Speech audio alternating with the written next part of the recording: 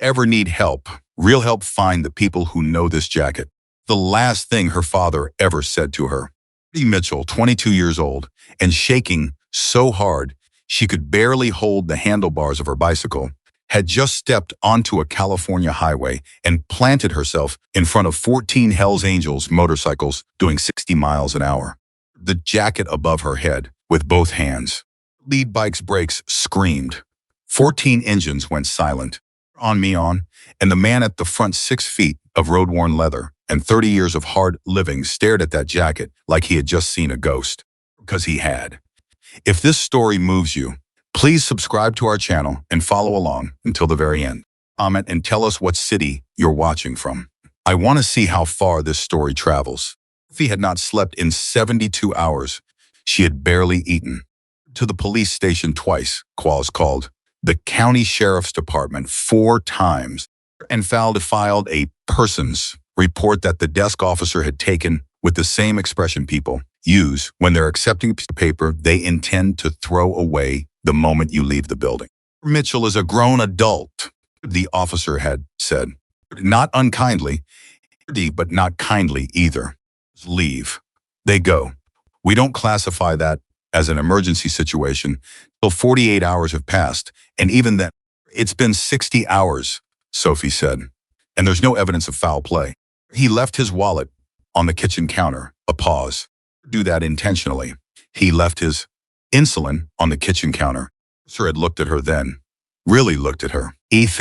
And she had seen it, that flicker behind his eyes that was almost concern, alarm. It's that faded almost as quickly as it appeared, by something practiced and professional and completely useless to her. I'll make a note of it, he said. She drove home with her hands white on the wheel, her jaw set so tight, her back teeth ached, and she sat in the driveway of their small house on Creston Avenue and stared at the front door for a long time without moving. Her father had lived in this house for 19 years, painted the trim twice, replaced the roof once, the guttering every October, once in all that time left without telling her where he was going. Even when she was small young enough that she still needed a babysitter, he would crouch down to her level and say, I'm going to the heart store. Bug. Back in an hour. You know where Mrs. Paulson's number is. Daniel Mitchell was not a man who disappeared. He was a man who showed up at every school play. He showed up at parent-teacher conference, every awkward teenage crisis she had dragged home and cried over on the kitchen table. On the con, he showed up with coffee for the guys at the shop when he knew they were in for a long one. Showed up with casseroles for neighbors after surgeries and funerals and divorces. In every sense that mattered, the most reliably present person Sophie had ever known. And now he was gone, and nobody was doing anything about it. She went inside. She stood in the kitchen and looked at the insulin pen sitting beside the sink, the small orange-capped thing that was so ordinary, so routine. She touched it every single morning without thinking, and she felt the full weight of its presence land on her chest like a stone. He would not have left without it. He could not leave without it. Wherever he was, his blood sugar was dropping. Each hour that passed without his medication was an hour that moved him closer to a crisis, and the people whose job it was to care about, that had looked at their paperwork and decided it wasn't their problem yet. Sophie had stood in that kitchen for 11 minutes, Eddie pulling on his coat. Then she had walked to her father's. She didn't know what she was looking for. Pulling on his coat. She told herself she was just checking, just looking for anything that might tell her where he'd gone, any note or receipt or scribbled address that she might have missed. She looked through his desk. She checked the drawer of his nightstand. In East. She went through his small bookshelf and rifled the pages of the paperback novels he kept there, the kind of westerns and old thrillers he bought at church sales for $1 apiece. Nothing. She almost missed it. She was turning to leave when she noticed the closet door wasn't quite latched, not open, but not fully shut. And her father was a man who closed doors completely. He had this thing about it. Halfway is worse than either way, he always said. Is open or it's closed. Halfway means you haven't decided. It open. His work clothes, his good slacks he wore to church, flannel shirts still in dry cleaning plastic, a pair of boots on the floor, that he'd owned so long, the leather, had shaped itself to the exact geography of his feet, on his two, and behind all of it, pushed to the very back of the rack, draped over a wooden hanger, like something that wasn't supposed to be found, a jacket. Black leather, heavy, old enough that the leather had that particular quality that comes from real years and real miles, not from any store that sells things pre-aged for people who want the look without the history. Pulled it off the hanger. She carried it to the window where the light was better. She stood there, turning it over in her hands, reading what was on it, feeling the ground shift under her feet in a way that had nothing to do with the physical world and everything to do with the interior kind of earthquake that happens when something you thought you knew reveals itself as something else entirely. The patch on the back was the one she'd seen on the news. She'd seen in documentaries and news segments, and the kind of breathless magazine profiles that treated the subject with equal parts fascination and alarm. Angels, her father, Daniel Mitchell, ghost. She sat down on the edge of his bed and held the jacket across her knees and tried to reconcile those two things: the man she had known every day of her entire life, the man who packed her lunches and taught her to change a tire and cried quietly at the back of her high school graduation, with the image of that patch and what it represented. And she could not do it, could not make those two pictures sit in the same frame. She turned the jacket over, ran her hands along the lining, her fingers into the seams, pressed her forearms, not looking for anything in particular, just handling it the way you handle something you're trying to understand through touch. When she found it, inside the left panel, near the hem, a small irregularity, place where the stitching was slightly different from the rest. Neat, actually. Careful, but different. Done by a different hand, at a different time, for a different reason. She picked at the thread with her thumbnail. It came loose in a small section, enough for her to work two fingers inside. And she pulled out a folded piece of paper, handwritten. Her father's handwriting, that particular all-caps printing he used that she had seen on grocery lists and birthday cards and notes left on the counter her whole life. It said, "Sophie, if you're reading this, I'm not where I'm supposed to be. Take this jacket. Go to Highway 999 north of Bakersfield on a Friday afternoon. Stand on the road. Hold the jacket so the back patch is visible. We'll stop. Tell them Ghost sent you. Tell them Ghost needs his brothers. I never explained. I will explain everything when I get home. I promise. I love you more than I have ever found words for." She read it 3 times. Then she sat with it for a long moment. Then she stood up, put the jacket on over her sweater, and went to find her car keys. Her 2 hours to drive to Bakersfield. She'd second-guessed herself for most of the drive, the rational part of her brain, running through every version of how this could go wrong, what it meant to walk up to bikers on a highway. Her father had been thinking when he wrote a note like that, what kind of trouble he had gotten himself into that required a note like that. Underneath the second-guessing was something steadier. One's logic, but was more reliable than logic in that particular moment. Oliver had told her to trust this. He had hidden this note in a jacket he had kept for 25 years, and he had kept it for a reason, and the note was clear and specific and written in his own hand. Daniel Mitchell was not a man who left halfway. She parked off the highway and watched for about 40 minutes as trucks, passenger vehicles, a tractor hauling something agricultural, moving slowly in the right lane. Then she heard them.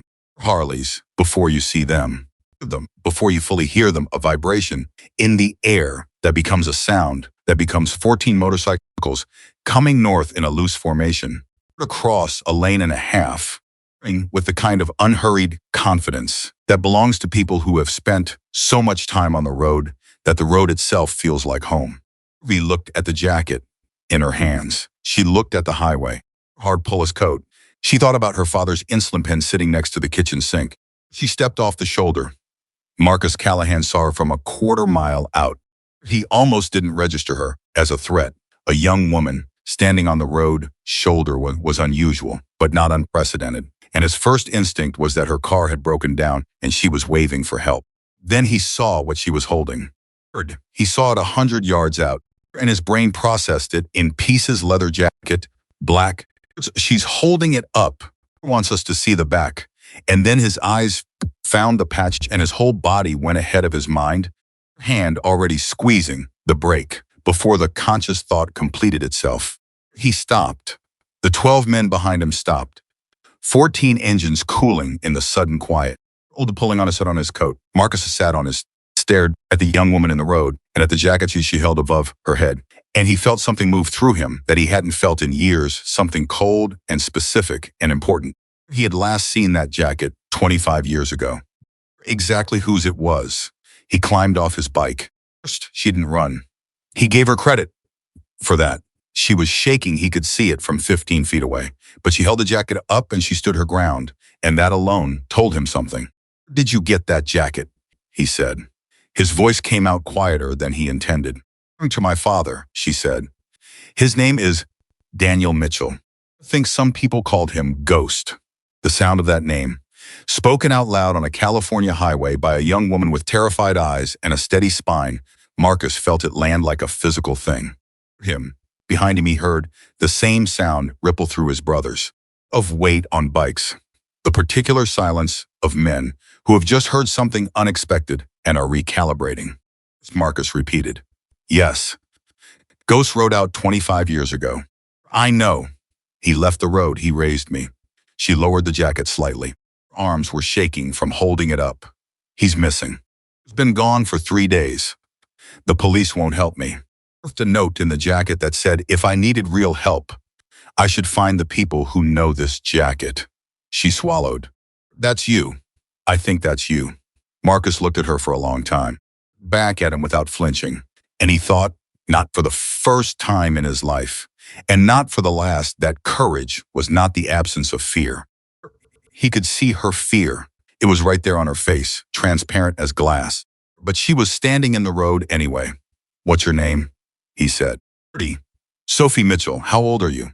22. At the jacket again. Looked at her face. The echo of the man he remembered.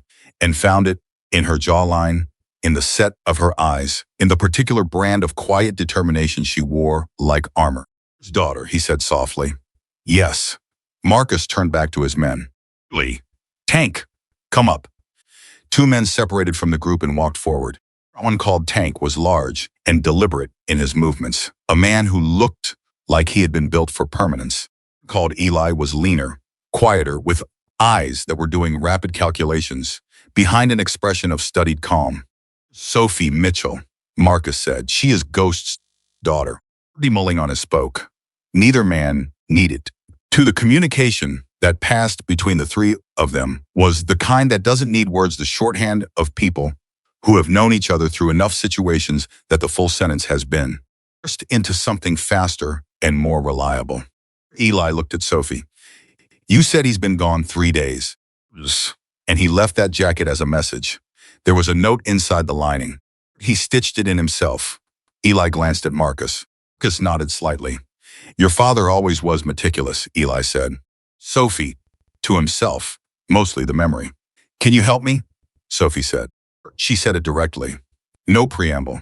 No additional explanation. Made her case, and she was asking for an answer. And Marcus understood in that moment why Daniel Mitchell had trusted this girl with the jacket and the note and the most important message of his life. Because she was exactly the kind of person you trusted with something that mattered. Marcus said, "Tell us everything you know." On the shoulder of the coat, she told him on the shoulder, standing beside Marcus's bike with the jacket folded over her arm. And the other men kept a respectful distance, close enough to hear, enough to give her the small privacy of not being crowded. She was organized. She was thorough. She laid it out in order and didn't editorialize and didn't break down. Though Marcus could see how much the not breaking down was costing her.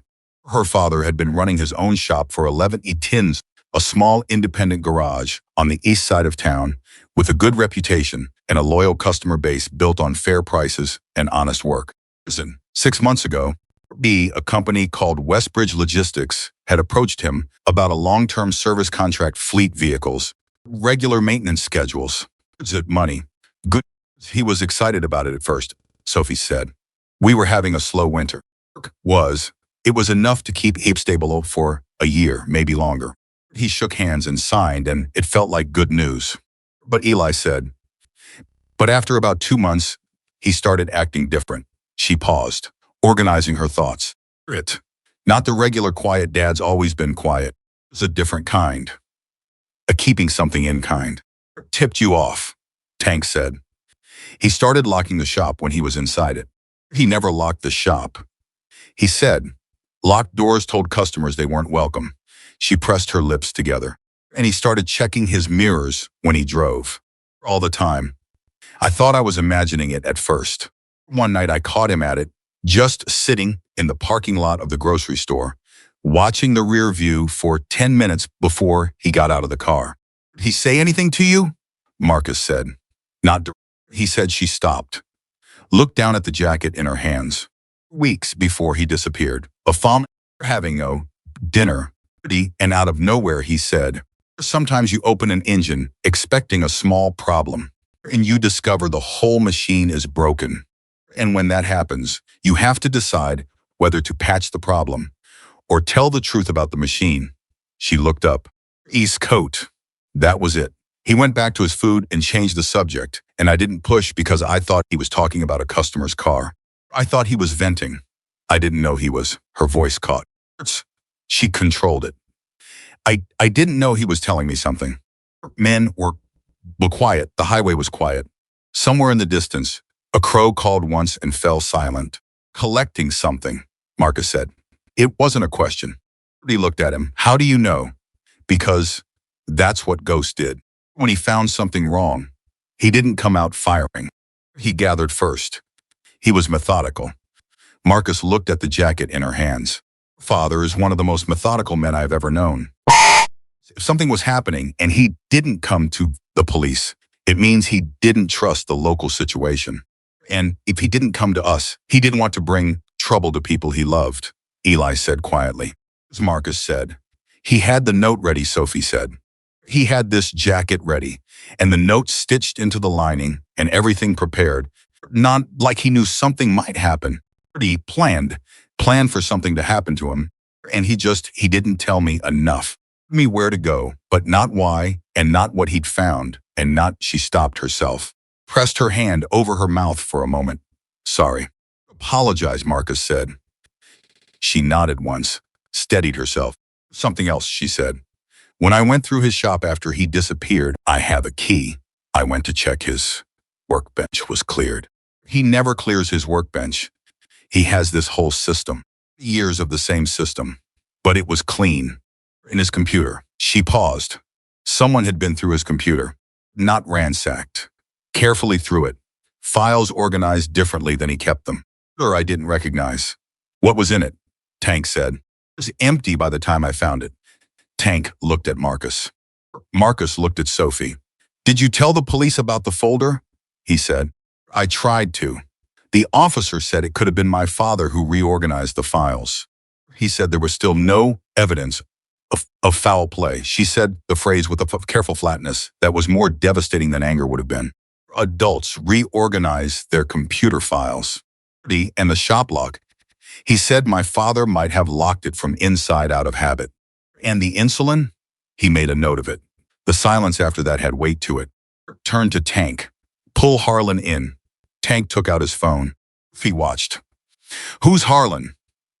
Someone who knows Westbridge Logistics, Marcus said. He looked at her. We've heard that name before, Sophie. In a context that made us comfortable.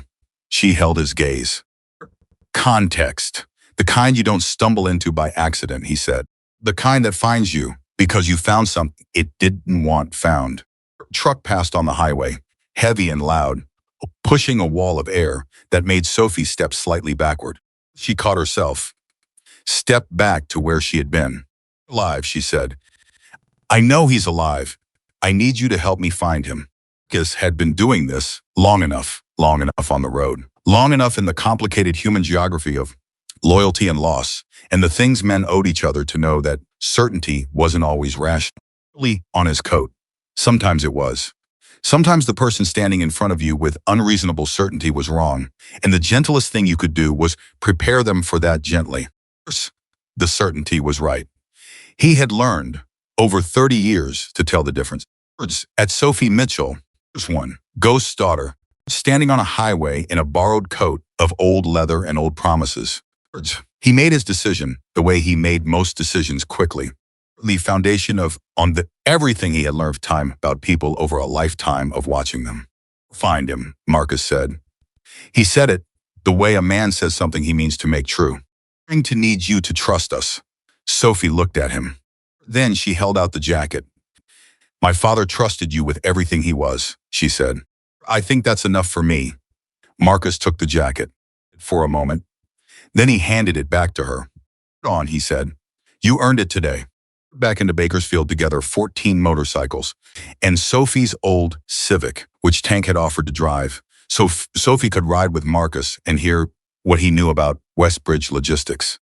She sat in the sidecar of the lead bike and listened. Marcus didn't tell her everything. He told her enough. Westbridge logistics had been on the edges of conversations for 3 years. On operation not as a confirmed operation, as a name that kept appearing in places where names that meant trouble tended to appear. A driver who'd gone missing in Fresno who'd worked for them. A mechanic in Stockton, not a club member. Just a man who'd worked on their fleet, who'd told someone he was thinking of going to the authorities about something he'd seen. Weeks later told nobody anything because he'd sold his house and moved to Nevada, which was the kind of sudden life decision that meant either a lottery win or a threat. Already watching them, Sophie said. Not actively, Marcus said. Passively. They hadn't done anything we could touch. Hadn't come near anything or anyone that was ours. My father. Until Ghost walked in and signed a contract because he needed the work. He paused. And Ghost, your father, he is exactly the kind of man you want on your side and exactly the kind you do not want on your other side. He sees everything, forgets nothing. And once he decides something is wrong, he does not let it go. He agreed. He doesn't. Whatever he found in those vehicles, Marcus said, he put it somewhere safe before they could take it from him. Sophie said, maybe, not just the jacket. He glanced at her. Did you find anything else unusual? She thought about it. Really thought about the house and the workshop and the ordinary texture of her father's life. The tools hung in their specific spots. The coffee maker set for 5A. On M, the calendar on the kitchen wall, with his handwriting in every square, oil changes and supply deliveries, and the Tuesday dinners he had with the older man down the street who had no family. Stopped. He canceled dinner, she said. What? The Tuesday before he disappeared. He canceled dinner with his neighbor, Mr. 71 years old. They've had dinner every Tuesday for 6 years. My dad canceled. He never cancels, she straightened. And he told me it was because he had a job running late. When I checked the appointment book, he had nothing scheduled that evening. Marcus was quiet for a moment. He was meeting someone, Eli said from the bike behind them. Arranging something, Marcus said. Or hiding something, Tank said from further back. His shop located exactly. Sophie gave the address. Tank, who had taken out his phone with one hand while riding, nodded once. Marcus said, when we get into town, we're going to make some calls. People who owe us information. Some of them owe us more than information. He looked at Sophie. Code. You're going to hear things about how we operate that may make you uncomfortable. I'm not going to apologize for how we do what we do. I'm going to ask you to stay focused on what we're trying to get done. Look straight ahead at the highway. Sophie looked Callahan, she said. The police looked me in the eye and told me my father probably left on purpose while his insulin sat on the counter. And not Michigan. I'm not concerned with being comfortable. I'm concerned with finding my father before his blood sugar dropped so low that she stopped. Steadied. I'm concerned with finding my father. Marcus said nothing. Once. After a moment, he nodded once. They rode the rest of the way into Bakersfield in the particular silence of people who have understood each other. Where Marcus took her was not a quarter, was not a headquarters, and not a clubhouse, and not anything with a cinematic label. It was exactly what it looked like from the outside. It was a working shop 3 blocks from the highway with 2 lifts and a back room that had 6 chairs and a whiteboard that currently had a parts list written on it. 3 minutes of arriving, 3 other men had come in who had not been on the ride. Of them, a short, broad man named Carver. who had the careful eyes of someone who spent a great deal of time knowing more than he let on had put Westbridge Logistics into a database. Sophie didn't ask about and come up with an address, a corporate address, a facility. Industrial park outside of town, Carver said, laying a printed map on the table. Registered under a shell company that's 3 removes from Westbridge's primary entity. On the incorporation docs, you find another name and another name and another until you find a name that doesn't match any of the others. Is that name in any of the cases you're thinking about? Marcus said. Them, Carver said. Sophie stood at the edge of the table and looked at the map and up out her father in an industrial park outside of town and thought about his insulin and thought about the note in the jacket and felt the spike sharply before she controlled it back down. We move, Eli said. Carefully, Marcus said. Don't go in loud. We go in to find what's there, and we get out with what we need. Ghost is there, Tank began. If Ghost is there, Marcus said, we bring him out. If he's not there, we find out where he is. He looked at Sophie. Way, you're staying back. You're not in a position to argue this point, Marcus said, unkindly, firmly, the way her father spoke when he had made up his mind and the conversation was over. You've done your part. You found us. Let us do ours. He held his gaze for 3 full seconds. Then she said, if you find him, you tell me immediately. You don't decide what I need to know first. You tell me immediately. Agreed, Marcus said. She nodded, stepped back from the table. And Marcus turned to his men and began to plan. The way men who have spent their lives on the edge of impossible situations do not with drama, just not with speeches, with the quiet, essential precision of people. Methodical precision of who know that when something matters, you give it your full attention and you do not miss. In an industrial park outside of Bakersfield, Daniel Mitchell was waiting. Had done the impossible part. She had stopped 14 motorcycles on an open highway with nothing but a leather jacket and the kind of faith that doesn't require certainty. Now it was the Brotherhood's turn. This was Callahan, 55 years old, who had ridden through 30 years of road and loss and found things worth fighting for on the other side of both. Marcus Callahan did not intend to let Ghost daughter down. If he didn't sleep, she sat in the back room of the garage on a metal folding chair with her father's jacket across her lap and her phone face up on the table, and she watched the screen stay dark while the men worked around her, ignoring her, something more careful than that, of her, giving her space without making her feel excluded, which was its own kind of consideration she hadn't expected and didn't quite know how to receive. Carver was on his laptop. Tank was on the phone in the corner, speaking in a low voice that didn't carry. Eli sat across from Sophie at the table with a yellow legal pad and a pen, writing things down in a tight, cramped hand, and every few minutes he would look up and check on her without appearing to check on her. Marcus was on the phone too, but he'd stepped outside. He had counted his footsteps on the concrete 12 paces from the door to the far end of the lot, then 12 back.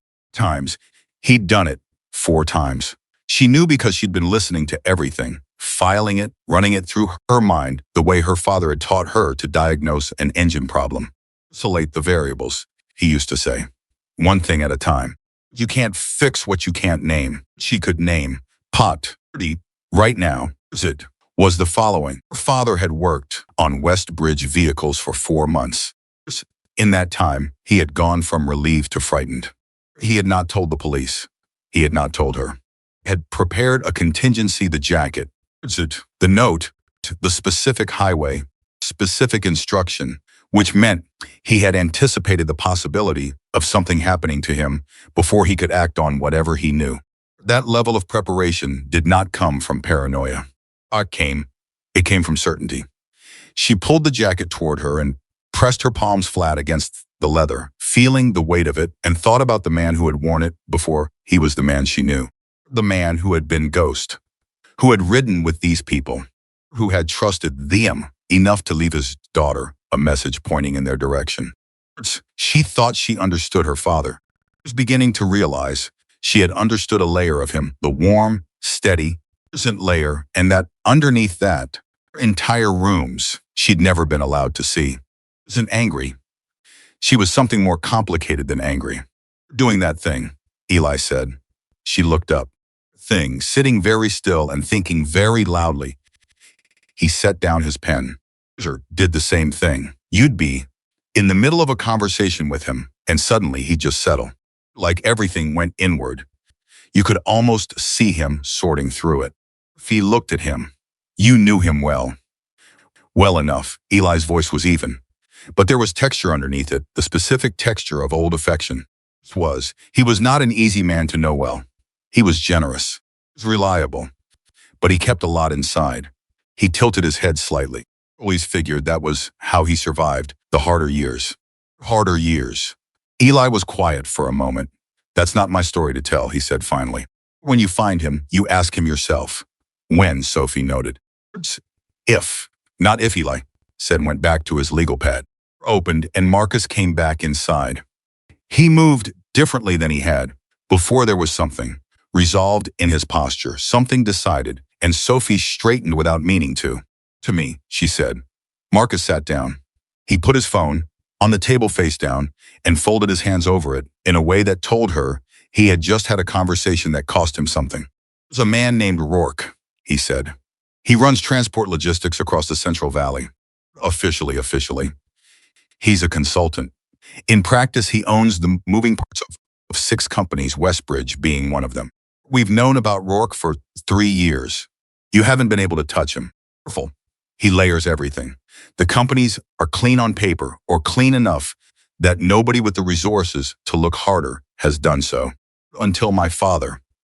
Your father didn't have legal authority to investigate anyone, Marcus said. He had access. Access is worth more than authority in some situations because nobody thinks to watch what the mechanic sees. Felt something cold move through her. What did he see? Marcus looked at her steadily. We don't know the full picture. Found something in the registration documents for the facility outside town, a discrepancy in the vehicle identifications. Vehicles that appear on Westbridge's maintenance logs, but don't match any commercial registration. Already pulling on his coat, which means either they're running vehicles under false plates or they're moving things that the vehicles aren't supposed to be carrying. Both, Tank said from the corner, finished with his call and listening. Both, Marcus agreed. He kept his eyes on Sophie. Individuals connected to Westbridge's operation in the last 2 years, who stopped talking suddenly. Not dead that we know of, simply relocated. Circumstances resolved. Record of how. Sophie felt her jaw tighten. My father is not going to be relocated. Marcus said, he is not. So what do we do? Marcus looked at Carver. Carver pulled his laptop around so the screen faced the table. Sully is active, Carver said. I pulled traffic data, delivery logs from a public freight database, vehicles coming in and out on a 3-day cycle. This movement was yesterday, which means the next cycle puts activity there. Morning, Eli said. Early tomorrow morning, Carver said. That movement happens. There's a window. 12 hours, roughly. Sophie looked at Marcus. You're going in tonight. Going in tonight, he said. I told you, and I told you that you're staying back. That hasn't changed. He held up one hand before she could respond. What has changed is that I want you with us. Not inside. He paused. Your father left a message for you. There, and he's in rough shape. The first face he sees should be yours. The room was quiet. Sophie looked down at the jacket. Okay, she said. Okay, Marcus repeated. Eli looked up from his legal pad. We've got 12 hours. Somebody get this girl some food. Would never forgive us if we brought her in hungry. Something that had been wound very tight in Sophie's chest, not all the way, not enough to undo her, but enough that she felt the breath move through her freely for the first time since she'd found the note in the lining. Didn't laugh, but she almost did, and almost was enough for now. They ate at the table in the back room sandwiches that Tank had gone out and bought from a place 3 blocks away. Coffee that Carver had made in a machine that looked older than Sophie and produced results that were surprisingly acceptable. Nobody made it ceremonial. Nobody made speeches. They ate the way people eat when there's a job ahead, and they need fuel more than atmosphere. Gus sat beside Sophie and ate without talking, and she did the same, and there was a quality to the silence that she had only ever experienced with her father, the specific comfort of sitting next to someone who didn't require you to fill the air. She thought, probably not an accident that those two people felt the same. After a while, Tank set down his coffee and said, without preamble, "Ghost saved my life once." He looked at him. Tank was not a small man, and he was not a soft one. He had the physical quality of someone who had been tested repeatedly and had passed each test at some cost. He said those words. Something in him shifted, and what was underneath was something very human and very straightforward. "It was a bad year," Tank said. "I was making decisions I shouldn't have been making." He sang, "Running with people I shouldn't have been running with, not the club, outside the club." Was the one who sat across from me and said, plain as anything, "You're about to lose everything." Stop. He didn't dress it up. He didn't cushion it. Told me the truth. Sophie listened. "I didn't want to hear it," Tank said. I told him he didn't know what he was talking about. He let me say it. And then he said, "I know what I'm talking about because I've been where you are. Exactly how it ends if you stay on that road." He wrapped his hands around his coffee cup. "Tell me what to do after that." He just sat with me while I figured it out. For about 3 hours, he just sat there. Didn't go anywhere. Sophie's throat felt tight. "He does that," she said. "He sits, he does," Tank said. "Best thing I ever had someone do for me." Absorbed that. Eli said to no one in particular he chose to leave. To be clear about that, because people leave. And sometimes the way they leave creates friction. There was never friction. He came to Marcus first. He said, "Gonna raise my daughter. I need to step back." And Marcus said, "Okay." That was it. She looked at Marcus. Marcus was looking at the middle distance at nothing. "Try to stop him?" Sophie asked. "No," Marcus said. "Why not?" He was quiet for a moment, then because he was right to go. A man who is right to go deserves to go without a fight. He picked up his coffee. I missed him, but I didn't argue with him. Sophie pulled the jacket tighter around her shoulders. "Talked about any of you," she said. It came out softer than she intended. "Once, not a single name." "I know," Marcus said. "He let me think he was just a quiet man who fixed cars and grew tomatoes in the backyard and watched the news too loud because he'd lost some of his hearing." She stopped. "I'm not angry. I want to be clear about that. I'm realizing I didn't know the whole map," Marcus said. "But you knew the man. That's worth more than the map." Looked at him. He meant it. She could tell. She nodded once and looked down at the jacket. And in the space between one breath and the next, she made a private and wordless agreement with herself. She found her father to ask for the whole map of it. Every room she hadn't been allowed to see. To ask. She was going to tell her, because whatever protection he had thought the silence provided, it hadn't protected him from this. And she was done being protected from things. Ver called her over to the laptop at 9:30, pulled up a satellite view of the facility. Not a current live feed, a cached image from a mapping service, which showed the general footprint. Carver walked her through it with the focused energy of someone who enjoyed explaining things to people who were paying attention. Facility was a large, low building with an attached yard space surrounded by a chain-link fence with a vehicle gate on the east side. Loading bays at the back, a smaller structure, possibly an office or utility space at the northwest corner. On the south side, Carver said, fenced there is older. And there's a gap between the secondary building and the main structure that gives us a blind approach to the loading area. Do you know where to look once you're inside, Sophie said. Don't, Carver said with equanimity. We look. That's the plan? That's part of the plan, Marcus said from behind her. He was reading over her shoulder. Carver, what's the communication setup? Earpieces. If I call in, everyone stops. If Tank calls in, everyone moves. Sophie straightened. You find him, how quickly can you get him out? Depends on his condition, Eli said. He was checking something in a kit bag on the far end of the table. Looked at it and looked away. If he can walk fast. He can walk, Sophie said. Eli looked at her. Walk, she repeated. Not as a wish. as a statement of expectation she intended to hold the universe to. Eli nodded once. He didn't argue. Good, Sophie thought. Brooks put a hand briefly on her shoulder, not a consoling hand, not a sympathetic one, a leveling one. The kind that means you are steady, stay steady. She stayed steady. They moved at 2 in the morning. Be rode with Eli in a truck, not the motorcycles, which would be heard and seen from too far away. The other went in 2 other vehicles. His voice came through the earpiece Eli had fitted Sophie with as they drove, explaining the sequence of events in the same quiet, critical voice he seemed to use for everything. No elevation, no drama. Just one thing after another in the order they would happen. North of the facility, Marcus said. Carver and Rafe go first. Check the perimeter. When they give the signal, Tank and I go to the south entry. Eli, you stay with Sophie at the north lot until we're in and clear. Understood, Eli said. Sophie said nothing. She sat in the passenger seat with her hands flat on her thighs and her father's jacket on and her eyes on the road. About the last normal morning they'd had. Together a Tuesday. Pretty unremarkable. Buffet, making eggs at the stove and telling her a story about a customer who'd brought in a truck with the wrong size tires and acted genuinely offended when the truck handled poorly. He had told it straight-faced. He always told funny stories. She had laughed into her coffee. He had looked pleased with himself in that small, way he had.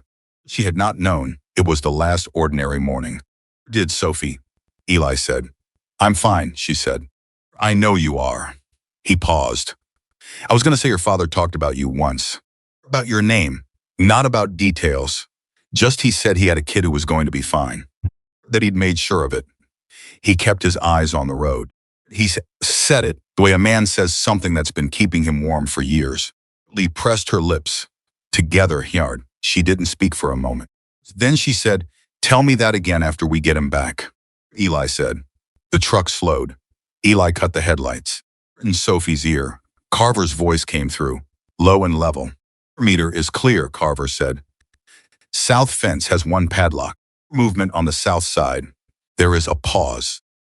The kind of pause that means something has changed. There's a vehicle parked inside the yard. Matches the description of a 2019 Ford Transit. Fee, does your father drive a Ford Transit? Sophie's hand went to the door handle without her deciding to move it. Yes, she said. Her voice came out barely above a whisper. White, with a dent in the rear passenger panel. Another pause. Longer this time. It's got a dent in the rear passenger panel, Carver said. Closed her eyes. When she opened them, Eli was already calling Marcus. Marcus, Eli said. He was here. His vehicle is here. Marcus's voice, when it came back, was calm, in the specific way that means the calm is deliberate. Let's find him, Marcus said. Move! The next 20 minutes were the longest of Sophie's life. To fit. She sat in the dark truck with the earpiece in and listened to the sounds of men moving. With practice quiet through a facility, and she did not look at the door handle again, but she thought about it constantly. About what would happen if she opened it. Thought about what her father would say if she sat still and waited versus what he would say if she threw open the door and ran. He knew what he would say. Stay where you're safe, Bug. Let the people who know what they're doing do what they know. He had never applied that logic to himself, she thought. And then she thought, neither have I, actually. I stepped into the road in front of 14 motorcycles. I have been doing exactly what I knew how to do. She stayed in the truck. Ear, the sound of a door being opened. The sound of footsteps on concrete. Ver quietly, saying, East Corridor. Tank, breathing steadily. Marcus saying nothing. He said, to himself, come on, Ghost. He said, without planning to, he's there. I know he's there, Eli said. I know. And 2 minutes later, through the earpiece, she heard Marcus's voice change. Much. Just enough, Sophie. She grabbed the door handle. Him, Marcus said. The sound that came out of Sophie was not a word. Something older than words. The specific exhale of a person who has been holding something enormous for 72 hours and has just been told they can set it down. Marcus said. He's conscious, He's asking for you. He was already out of the truck. Eli was beside her before she hit the ground, matching her pace without telling her to slow down. He's moved through the dark, the building's south entrance, the gap in the fence that Carver had opened, just the yard, across a door that Tank was holding open, down a corridor that Sophie would not remember clearly later, into a space at the back of the building where the light was low, and Marcus was crouching beside a man seated against the wall. Father. He looked smaller than she remembered, which was the specific cruelty of seeing someone you love in a bad state, the contrast between the person you carry in your mind and the person in front of you. He was pale. There was dried blood on his temple, a cut above his eyebrow that had stopped bleeding but hadn't been tended to. His left wrist was wrapped in a strip of cloth that Marcus must have put there. His breathing was audible from 6 feet away, controlled, deliberate, the breathing of someone managing pain by staying very conscious of it. His eyes were open. And when Sophie came through that door, immediately, across the room, through the dim light, without hesitation. She is, her father said. His voice was rough, but it was his. Sophie crossed the room and crouched in front of him and put her hands on either side of his face, and he covered her hands with his left hand slow, the right one stronger, and they stayed like that for a moment that didn't belong to anyone else. Your insulin on the counter, she said. I know, he said. It was stupid. I know that too. I'm all right. Sugar is low. I have your kit in my bag. She reached back without looking. Eli put the bag in her hand. She unzipped it and found the kit by touch and got it out and handed the pen to her father and watched him administer it with hands that shook slightly but did not fumble. He looked at her the whole time. You found them, he said. I read the note. You went to the highway. You told me to. He let out a breath that was half a laugh and entirely relief. I told myself you would do it. I was 90% sure. Was the other 10%? Fear, he said simply. Just regular fear. Sophie sat back on her heels and looked at him and took him in the whole battered, stubbornly alive fact of him. What happened, Dad? He looked past her at Marcus. Marcus was standing a few feet back, giving them room, but not leaving. I found the documentation, her father said. Inside one of the vehicles, I was servicing a panel in the cargo floor that didn't match the specs. First, it was hidden, but not hidden well enough for someone who knows how vehicles are built. He paused. Inside were transaction records, names, dates, dollar amounts that didn't correspond to any legitimate freight manifest. He looked at Sophie. Photographs of people. What people? She said carefully. Being moved, he said, without consent. Any record. He held her eyes. Sophie. This wasn't just financial corruption. The cold settled over her. I copied everything I could, he said. On a drive. Hid it in the jacket, she said. He stopped, looked at her. You found it already? Found everything, Dad. I've been here the whole time. She reached into the inside pocket of the jacket, the same place she'd found the note, with a careful extra stitching. And her fingers found the small, hard rectangle that she had noticed and not recognized when she first went through the lining. She had felt it and assumed it was structural, a stiffener in the leather. She hadn't realized she pulled it out, a small USB drive. Black. Unremarkable. Her father's eyes filled not with tears, not quite, but with something close enough that it had the same weight. The jacket on, he said. Marcus told me to.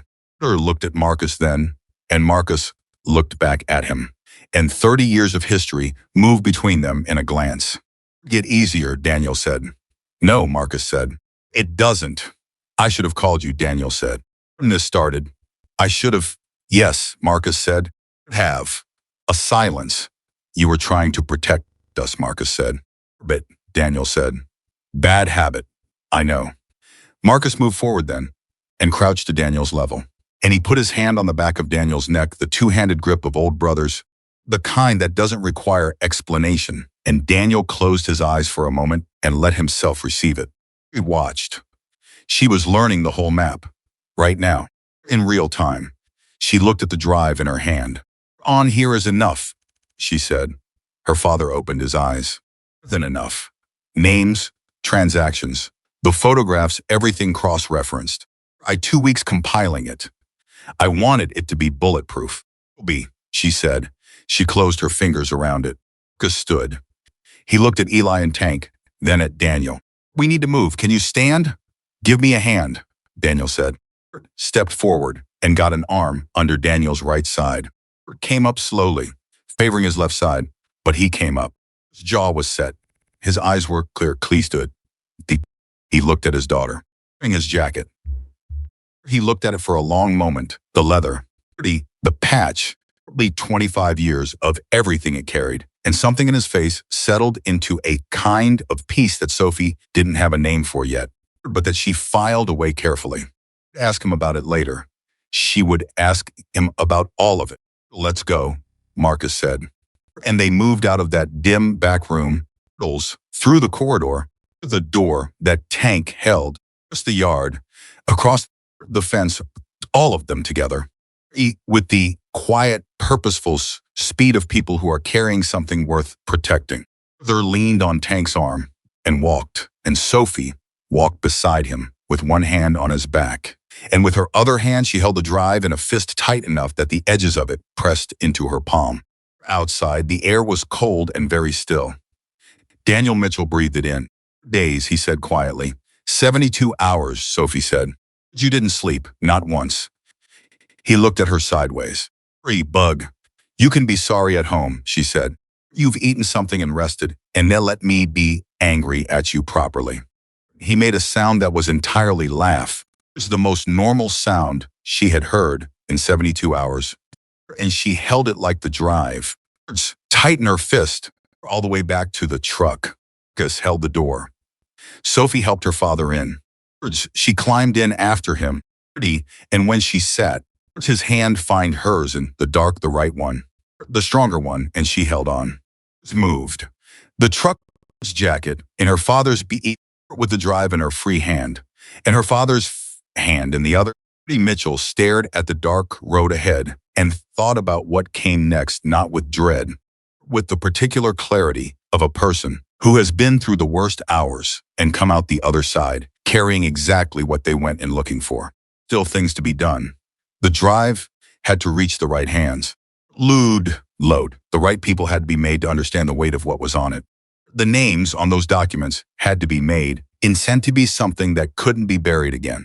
There was a man named Rourke, who didn't know yet that a mechanic from a small shop on the east side of town had just changed everything. Find out. Soon. They got Daniel to a doctor before dawn. A hospital. Marcus had made that call in the truck quietly while Sophie was still holding her father's hand in the back seat. A hospital meant paperwork, and paperwork meant names, and names meant that whoever had taken Daniel Mitchell from his shop would know within hours that he was out of their facility and talking. Was a woman named Paula Chen, who worked out of a clinic in a neighborhood that didn't ask a lot of questions once, and who had apparently been on the receiving end of Marcus's calls before. When they arrived, she was already awake and had the examination room ready. To Daniel's wrist, his head, sugar, readings, and she did not ask how any of it had happened. Fee liked her immediately. "The cut is superficial," Paula said, cleaning the wound above his eyebrow with the focused efficiency of someone who had cleaned a lot of wounds. "You'll have a scar. The wrist is a sprain, not a break. That's your good luck for the evening. Sugar is low, but manageable now that you've dosed." She looked at him over the gauze she was pressing to his temple. "Long without your medication." "Roughly 60 hours, Daniel said. "I feel it. You'll feel worse before you feel better. That's how it works." She stepped back and surveyed her work. "You need rest. Real rest. It's not sitting in a chair horizontal. It's 8 hours minimum. And I mean that as a floor. It's not a ceiling." "I understand." "Do you?" The man who called me said, "You'd been taken against your will, which suggests someone wanted something from you that you weren't giving them, which suggests you are not a man who readily complies with what he's told." She tilted her head. "I'll say it again. 8 hours. Minimum." Sophie, standing in the corner, said, "And I'll make sure." Looked at her. "And who are you?" his daughter. Paula nodded once, as if that settled the matter. Good. He'll listen to you, or he won't sleep in this clinic. She handed Sophie a list of things to watch for: blood sugar, thresholds, concussion symptoms, signs of further stress on the sprain, and left them alone. Daniel looked at Sophie. Sophie looked at the list. "We're going to read that 3 times, he said. At least," she said. He leaned his head back against the examination table and let out a long breath. And for a moment he looked exactly his age, 51 years of hard work and harder decisions, all of it visible at 4 in the morning under fluorescent light. "I need to tell you things," he said. "You need to rest first." Dad, she looked up from the list. "You've been held for 3 days by people who were trying to take something from you. Whatever you need to tell me has waited 3 days. It can wait 6 more hours." He looked at her. She looked back. "You got stubborn," he said. "I wonder where I got that from." He made the laugh again, the same one, from the truck, the most normal sound in the world, and closed his eyes. Also already pulling on his coat, Sophie pulled the only chair in the room to the side of the examination table and sat down with the list in one hand and her father's right hand in the other. Him breathe until the breathing evened out and deepened, and then she watched him sleep. He passed. She did not sleep herself. She held the drive in her free hand and thought about what was on it. And she thought about the photographs her father had described, people being moved without consent, without record, and she felt the cold weight of that settle into her bones and stay there. It's not about money. It had never been about money. Marcus was in the clinic's small waiting area with Eli and Tank when Sophie came out at just past 5 in the morning. She had left her father sleeping and asked Paula to check on him every 30 minutes, and Paula had said she always did. Said it with the particular flat affect of a professional who has been taking care of people for long enough that being asked to do the obvious is mildly insulting. The 3 men looked up when she came through the door. She held out the drive. "Tell me what we're doing with this," she said. Chris took it from her and turned it over in his hands. "I have a contact at the FBI field office in Sacramento. Not official contact, personal. A man named Vega, who I've dealt with twice before. Gives me nothing, and I owe him nothing. But we found each other useful in the past." "You trust him?" "I trust that he's motivated by the right things. He's not a man who files things away to protect himself. He's the kind who actually wants to get it done." Sophie processed that. "How quickly can you reach him?" "I called him an hour ago." She looked at him. "He's driving down from Sacramento," Marcus said. "Be here before noon." Sophie sat down in one of the waiting room chairs. The plastic was cold through her jeans. She didn't notice. Others said the photographs were of people being moved against their will. "Yes," Marcus said. "This is Westbridge wasn't just laundering money. We're moving people. That's what we believe. Many." Marcus was quiet for a moment. "We don't know. The cases we're aware of, the people who went quiet. The names Carver found in the parallel registrations, it's more than a few. Don't know the scope. That's what the drive is for." Pressed her palms flat on her knees. "There are families," she said. "People like me who are sitting somewhere right now." Marcus said. "There are." She looked at the floor. "Then we don't wait until noon. You call Vega and you tell him to drive faster." Eli made a sound that might have been a laugh, quickly contained. Marcus looked at her for a moment. Then he took out his phone. And Vega arrived at 9:47. It was still more than an hour before noon, in which Sophie counted as evidence that Marcus had, in fact, ordered him to drive faster. He was younger than she expected, mid-40s, compact, with the alert stillness of someone who listened before he spoke, and who spoke only when he'd already decided what he needed to say, and without ceremony shook Marcus's hand with the ease of 2 people who have a history that is complicated but mutual, and then turned to Sophie. "The daughter," he said. "Sophie Mitchell," she said. "Father, he's resting. He needs more time before he talks. Need to talk eventually. He will. He'll want to." Sophie held out the drive. He compiled 3 months of documentation inside those vehicles. It's referenced everything. Vega took the drive. Netted. He didn't put it in his pocket. He held it in his hand, turning it over with his thumb. The way you hold something you're already treating with care. Father has no law enforcement background, he said. Well, he's a mechanic, Sophie said. What he compiled based on what Marcus described on the phone. It sounds like the work of someone who understood exactly what they needed to gather and why. Chain of custody, cross-referencing, dates that align with documented shipments. He looked at her. That's not accidental. Sophie thought about the way her father approached engine problems. Relate the variables, one thing at a time. You can't fix what you can't name. It's meticulous, she said. He'd have to be, Vega said. If this is what Marcus says it is, the people behind it have been very careful for a very long time. First, careless documentation wouldn't touch them. He finally pocketed the drive. I need to examine this somewhere secure, and I need to name the primary operator, Marcus said. Vega's expression shifted. It was subtle, a tightening around the eyes that lasted less than a second, but Sophie caught it. I know that name, she said. Vega looked at her. Has been on the edge of 3 separate investigations in the last 5 years. Time we've gotten close. The evidence has reorganized itself. Disappeared. Witnesses relocated. Cases closed for lack of actionable material. He paused.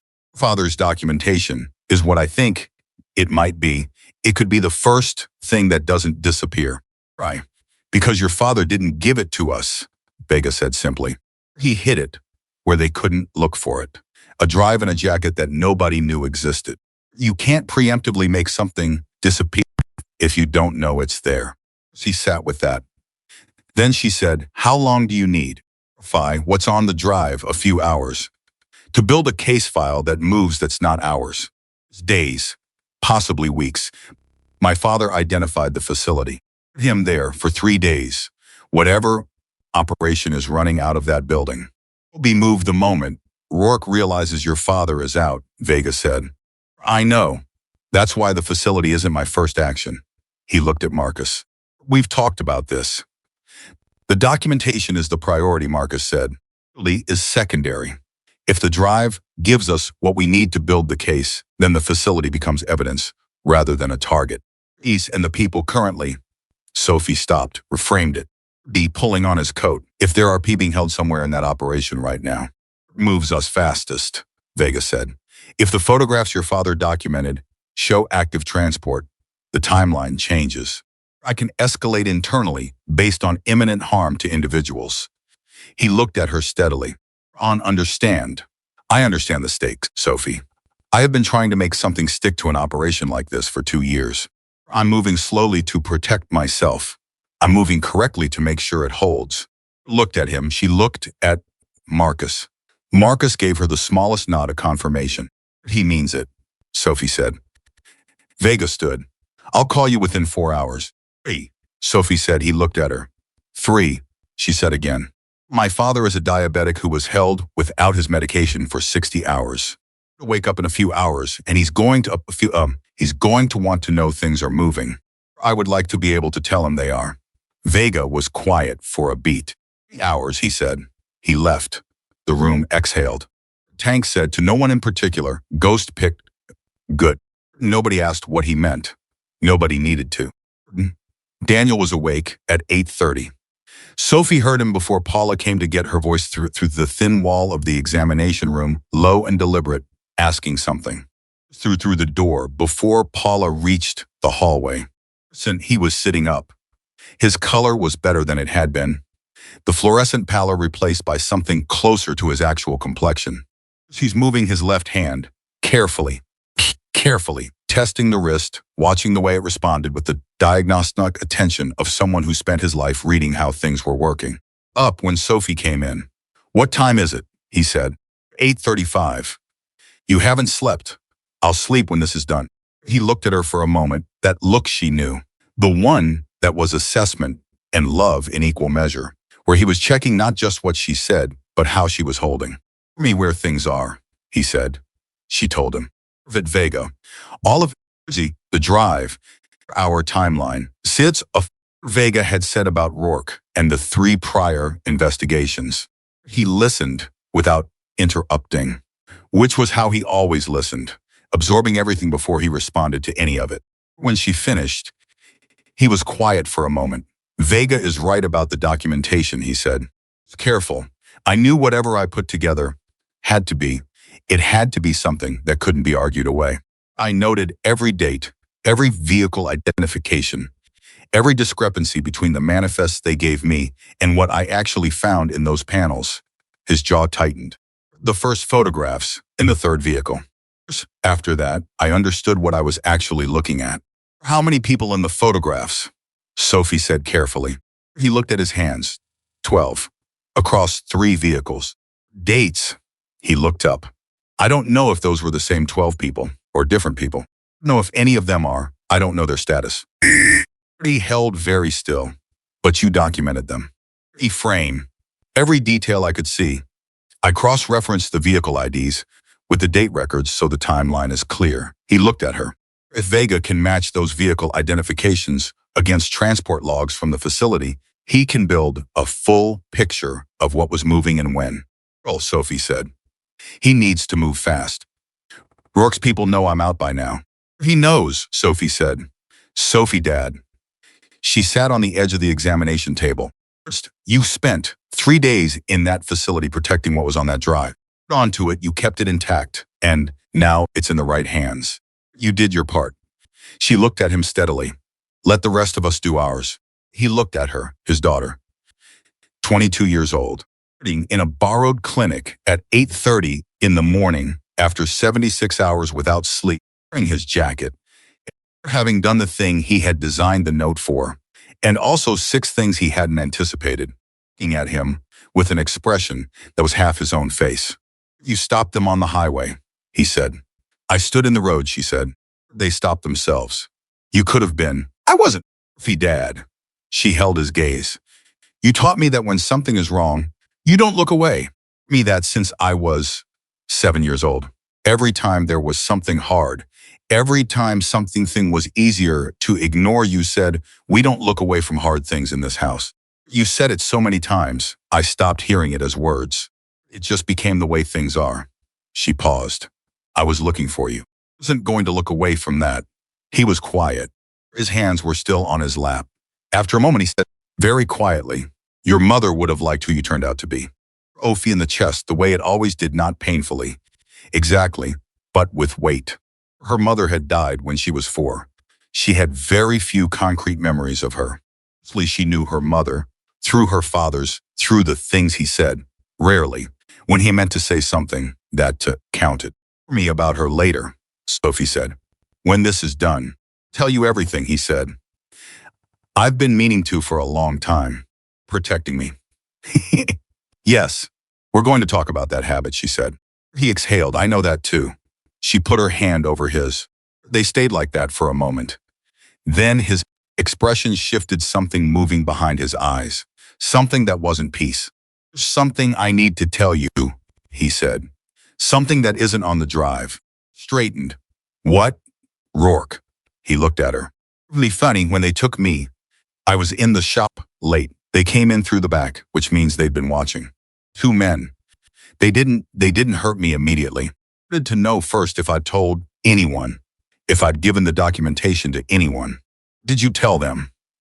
I told them I was a mechanic who'd found something he didn't understand and hadn't decided what to do with it yet. He met her eyes. I needed them to think I was just scared, that I hadn't already moved the evidence. They believed you? For about a day. Then someone who worked above them came to the facility. Himself someone who worked for him, closer to the operation. A man named Garrett. His voice was level, but she could hear the effort in the levelness. Garrett is not. He is not like the men who work below him. He is very good at reading people. He knew, within an hour, that I knew more than I was saying. Sophie's hand tightened on his. That's when it became more difficult, her father said. Did he hurt you? He made a case for why I should cooperate. Persuasive in its way. He's not a man who loses his temper. Very calm about what he's willing to do. He paused. I told him the truth, eventually. I told him the documentation was gone, that I'd destroyed it. No, if he believed me. Sophie processed this. Garrett knows your name. He knows your face. He knows the shop. Yes, when Vega moves against Rourke, Garrett will understand what happened, her father said. Sophie stood up from the table. Marcus, she said, even though Marcus wasn't in the room. Father looked at her. The club needs to know about Garrett before Vega moves, he said. Giggles understands the timeline before the arrest. He was already at the door. I'll tell him. Sophie, she turned back. Be careful with Marcus about this, her father said. He'll want to handle Garrett directly. That can't happen. Whatever Marcus wants to do, the legal process has to run first. I know, make sure he knows. He knows, she said. He spent 30 years navigating exactly this line. She held his eyes. Just trust your brother. Trust your brothers. He looked at her. He had spent 25 years off the road, and the language of that trust had sat unused in him, and hearing it from his daughter's mouth landed somewhere deep. He said. She pushed through the door, took the information about Garrett, without visible reaction. It was its own kind of reaction, the reaction of a man who had been dealing with dangerous information his whole life, and had learned that the first response had to be controlled, was less controlled. He was there, Eli said. Was at the facility while Ghost was, Sophie said. And he knows Ghost's face, the shop address, everything. Well, Eli looked at Marcus. Something moved between them, the same compressed language, but tighter this time. Needs this, Marcus said. He was already on his phone. Garrett being present changes the escalation. If he's close enough to the operation to be conducting interrogations, he's named actor, not a peripheral associate. She watched him dial, watched him explain, precise and compact terms. Daniel had told her about Garrett, the description, it's the role, timeline of his presence at the facility. Vega's voice come back through the phone, tight with something that sounded like controlled urgency, and watched Marcus's expression stay level through all of it. About what it took calm to be that calm. She thought about 30 years on the road, 30 years of the navigating things that required exactly this, the ability to hold something dangerous without letting it handle you. And about father, who spent 25 years quietly, building a life that looked ordinary from the outside and was just underneath the life of a man who had already survived the extraordinary. She was beginning to understand the whole map. Marcus hung up. Vega is escalating, he said. Garrett's name changes the case classification. Authorization to move to the next level within. He looked at his watch. Hours. What does that mean, Sophie said. It means the part that requires patience is almost over, Marcus said. And then his phone rang again. He looked at the screen. His expression changed not much, but enough. He answered. 11 seconds. Then he said, Are you certain? Another pause. Move. Stay exactly where you are. He hung up. At Eli, then at Sophie. Carver, he said. Back to monitor the facility after we left. He's been watching it since 4 this morning. Sophie's stomach dropped. It happened. Someone arrived at the facility 40 minutes ago, Marcus said. It's regular crew. Different vehicle. Different approach. They spent 30 minutes inside and then left. He held her eyes. They loaded something before they went. Carver got partial photographs. Partial photographs of what? Of people, he said, being moved. The room went very still. Sophie held the stillness for exactly 1 second. Then she said, Call Vega back. Right now. Marcus was already dialing, was on his feet. Eli had his jacket in his hand. Mitchell, who had slept up in 76 hours, running on coffee and fear, and something harder than either, stood in the center of that room and felt the situation shift from the edge of resolution to something that required everything. Right now, immediately, in a vehicle on a California road. There were people who had no idea that a mechanic's daughter had spent the last 3 days putting together the thing that was going to find them. Vega, Marcus said, into the phone. We have a problem and an opportunity at the same time.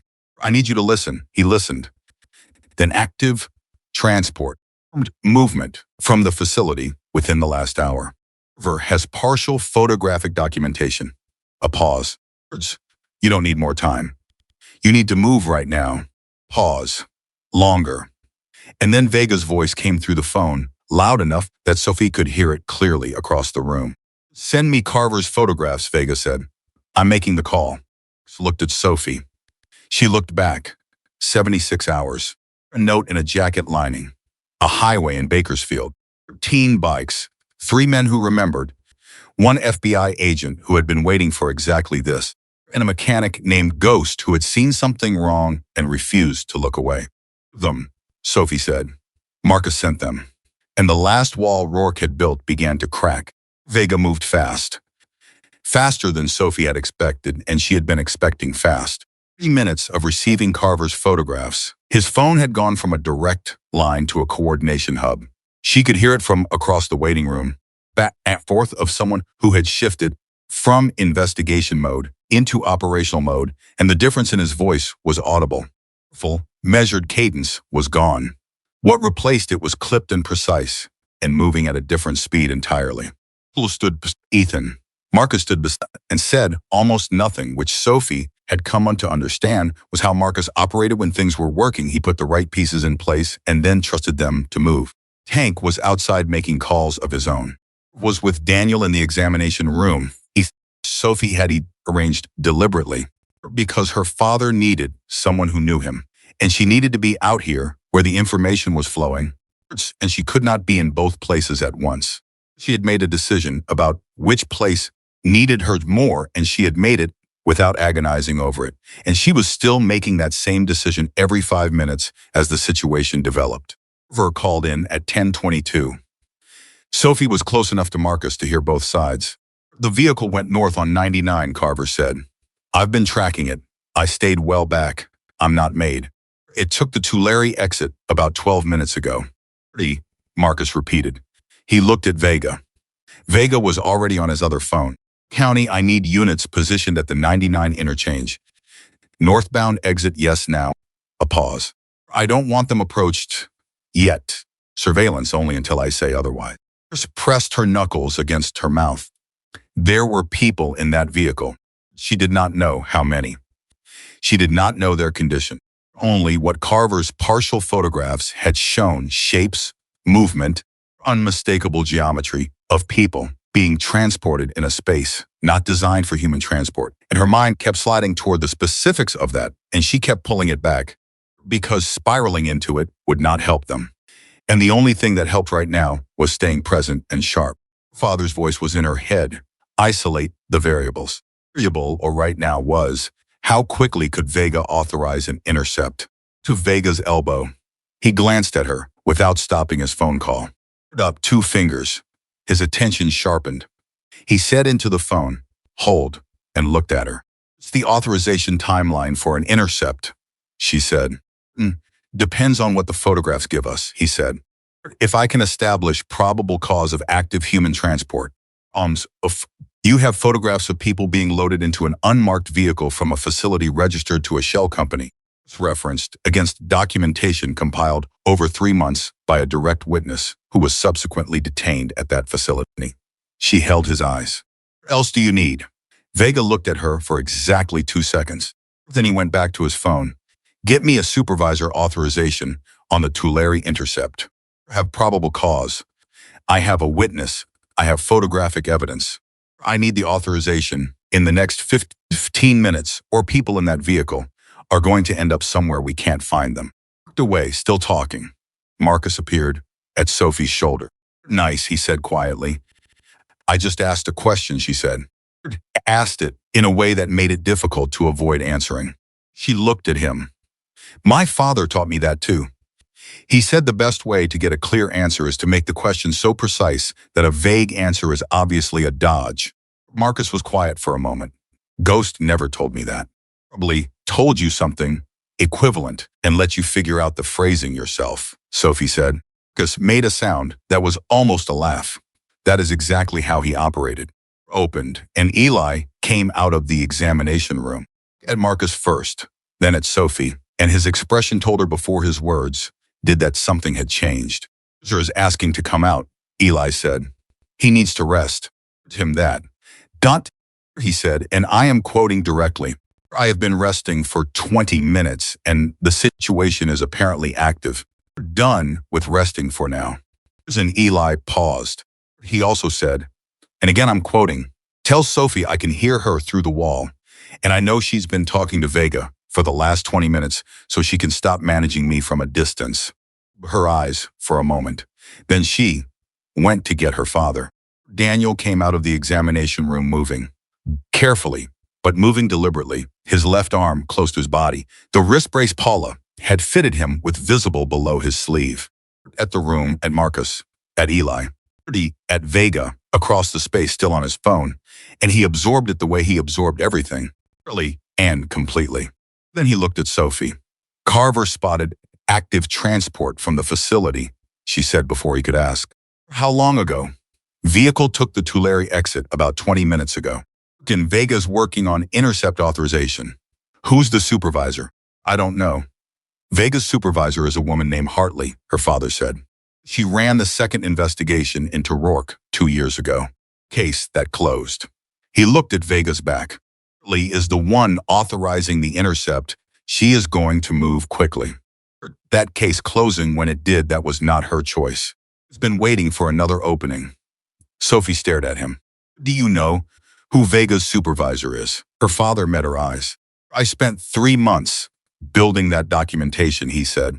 I didn't just document what was in the vehicles.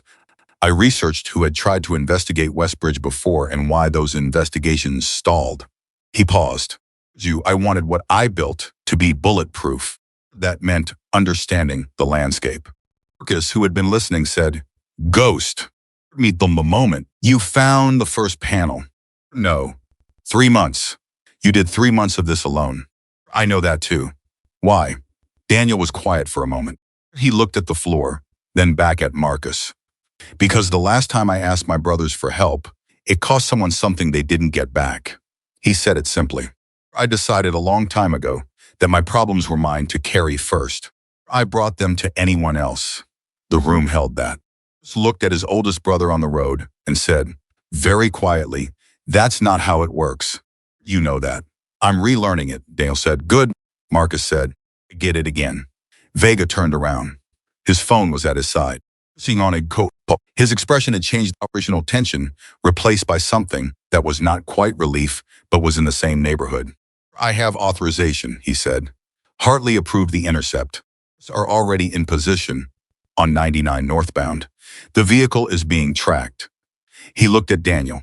Documentation included vehicle identification numbers for 3 fleet vehicles. One of those numbers matches the vehicle Carver photographed, leaving the facility this morning. Daniel nodded once. I thought it would. That identification links the vehicle directly to Westbridge's registered fleet, which links to the shell company, which links to Rourke's primary operation. Vega held up the drive. Combined with what's on this, we have a chain, a complete chain. Gaps. The photographs of the people, Sophie said.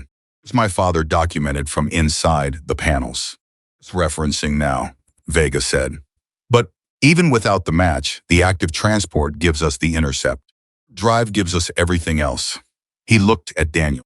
Sir Mitchell, I want you to know what you put together is the most thorough, independent documentation I have seen in a civilian case in 15 years of doing this work. Daniel said nothing for a moment. Then he said, there are people in that vehicle. I don't care about the documentation right now. Are your people going to get them out? Yes, Vega said. When? Units are moving to intercept within the next 10 minutes. How confident are you? Very, Daniel looked at him. Anfipo looked at him the way he looked at engines reading beneath the surface, assessing what was actually there versus what was being presented. Okay, he said. He sat down in one of the waiting room chairs. Not because he was giving up the floor, because he had asked everything he needed to ask, and the answers were sufficient. And now the thing to do was wait and let the people doing the work do it. Sat beside him. She took his hand. He squeezed hers once, and they sat together the way they had sat through difficult things, her whole life, her beside him, of them facing forward, neither of them looking away. Minutes became 15. 15 became 20. 23 minutes, Vega's phone rang. He answered it and walked to the far side of the room. And Sophie watched his back and tried to read his posture the way she had learned to read her father's. She couldn't tell. She looked at Marcus. He was watching Vega too, his face unreadable. Eli had his arms crossed and his eyes on the middle distance. Tank had come back inside and stood near the door. He knew something was happening. He was waiting, the same way he always waited, with his whole body still and his attention completely focused. Vega turned around. They stopped the vehicle, he said. Vi's grip on her father's hand tightened. 7 individuals were found in the cargo area, Vega said. All alive, all in need of medical attention, 2 in serious condition, 5 stable. He paused. Carver was taken into custody without incident. There was a second individual in the front passenger seat who ran. He was apprehended within 4 minutes. The room breathed. Vi pressed her free hand over her eyes for a moment. People, alive. Do they know they're safe? She said. Agents on scene are working with them now, Vega said. It will take time. People in that situation, it takes time for them to trust what's happening. He looked at her steadily. But out, they are safe. That is real. Sophie nodded. She couldn't speak for a moment. Her father's hand was around hers. Marcus said. Is he talking? He will be, Vega said. At that level of the operation, they're not the loyalists, employees. When they understand what the alternative looks like, they talk. Daniel said. Vega's expression shifted. Garrett is the complication. He wasn't at the facility this morning. He wasn't in the vehicle. Wherever he is, he's not where we can reach him yet. Daniel's jaw tightened. He'll know the vehicle was stopped within the hour. Vega said, which means he'll move. He'll warn Rourke. We've had eyes on Rourke's primary residence and his registered office since 6 this morning, Vega said. He hasn't moved. He doesn't know yet. He paused. Garrett is the gap. I won't pretend otherwise. Looked at Carver, who had come in from outside sometime in the last 20 minutes and was standing near the wall with his laptop open. Marcus said. I've been running Garrett's name through everything I have access to, Carver said. Ms. Garrett isn't his real name. It's operational. He uses it consistently within the Westbridge structure, but there's no legal identity attached to it. Joe looked up sharply. He told me his name was Garrett. I assumed it's what they give him, Carver said. It's a layer of insulation. If anything goes wrong, there's no paper trail to a real person. Then how do we find him? Sophie said. Carver turned his laptop around. Him through what he uses. Not who he is, what he touches. The vehicles.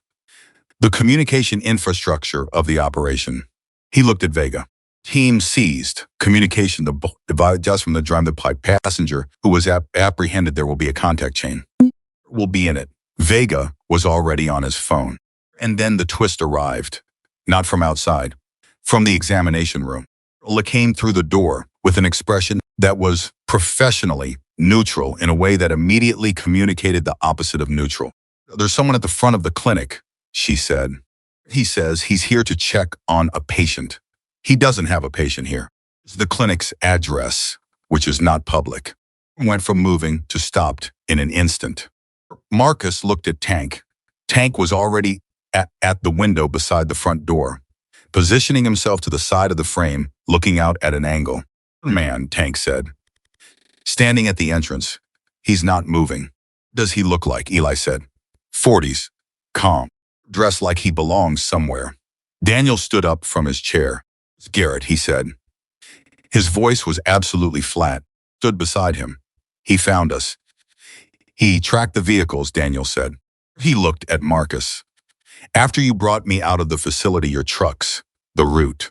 He's been tracking since then. He looked at Vega.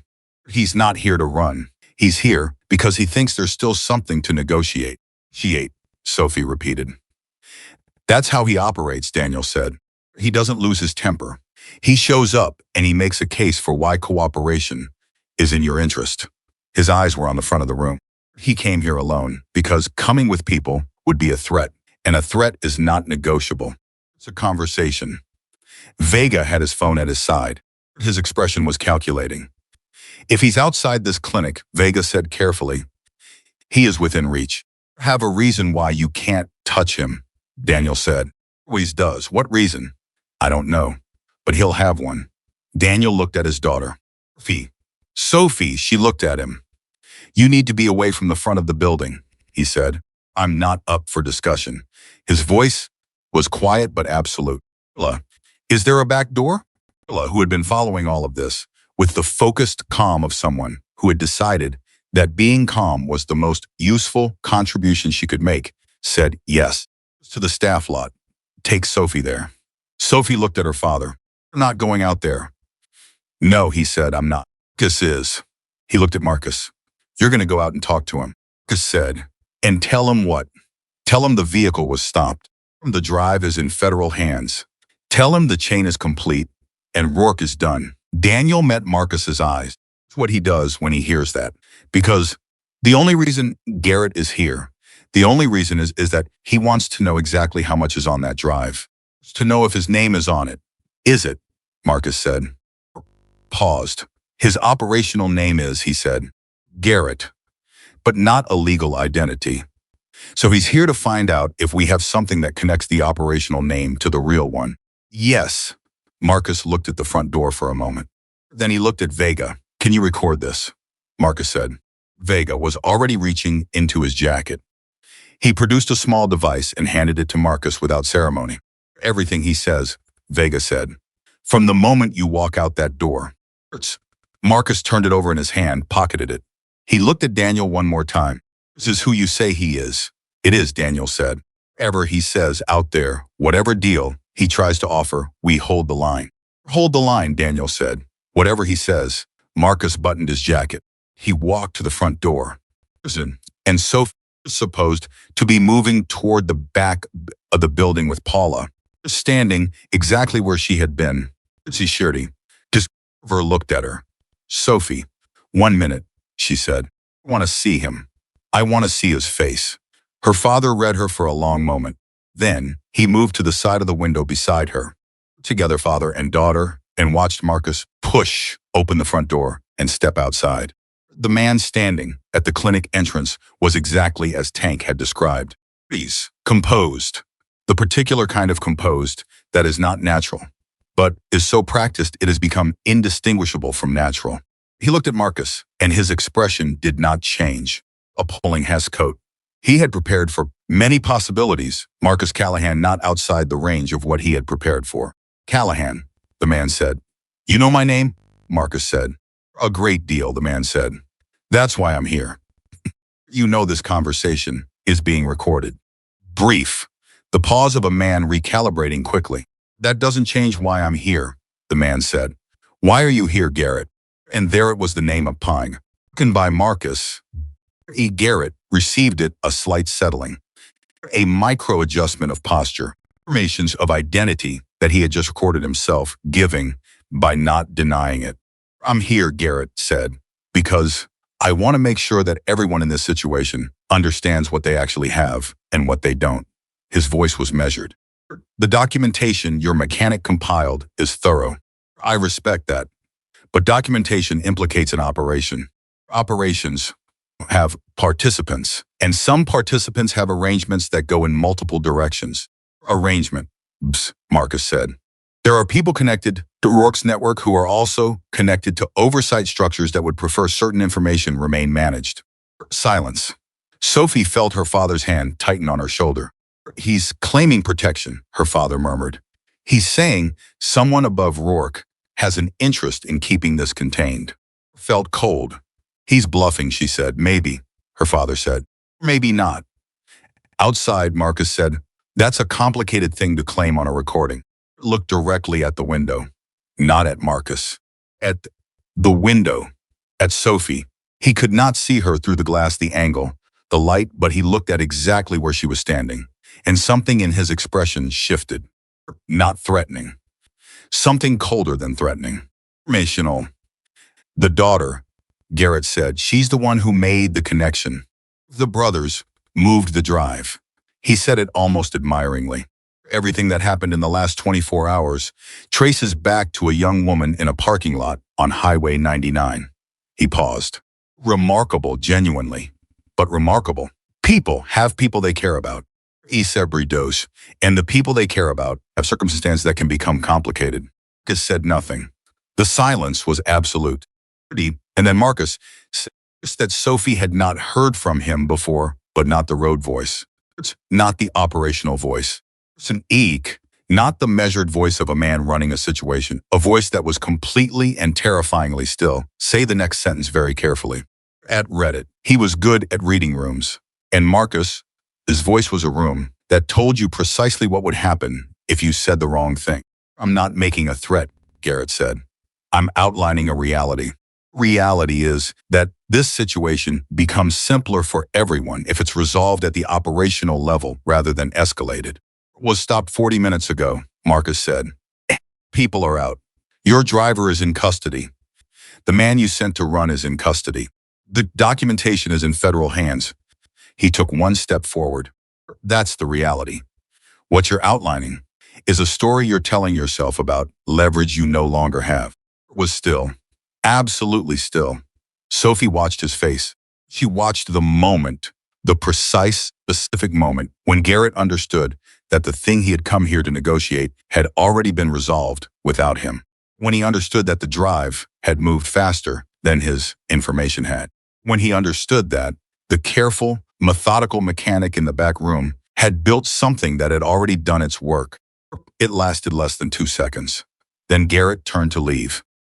Tank said, from inside. Vega was on his phone before Tank finished the sentence.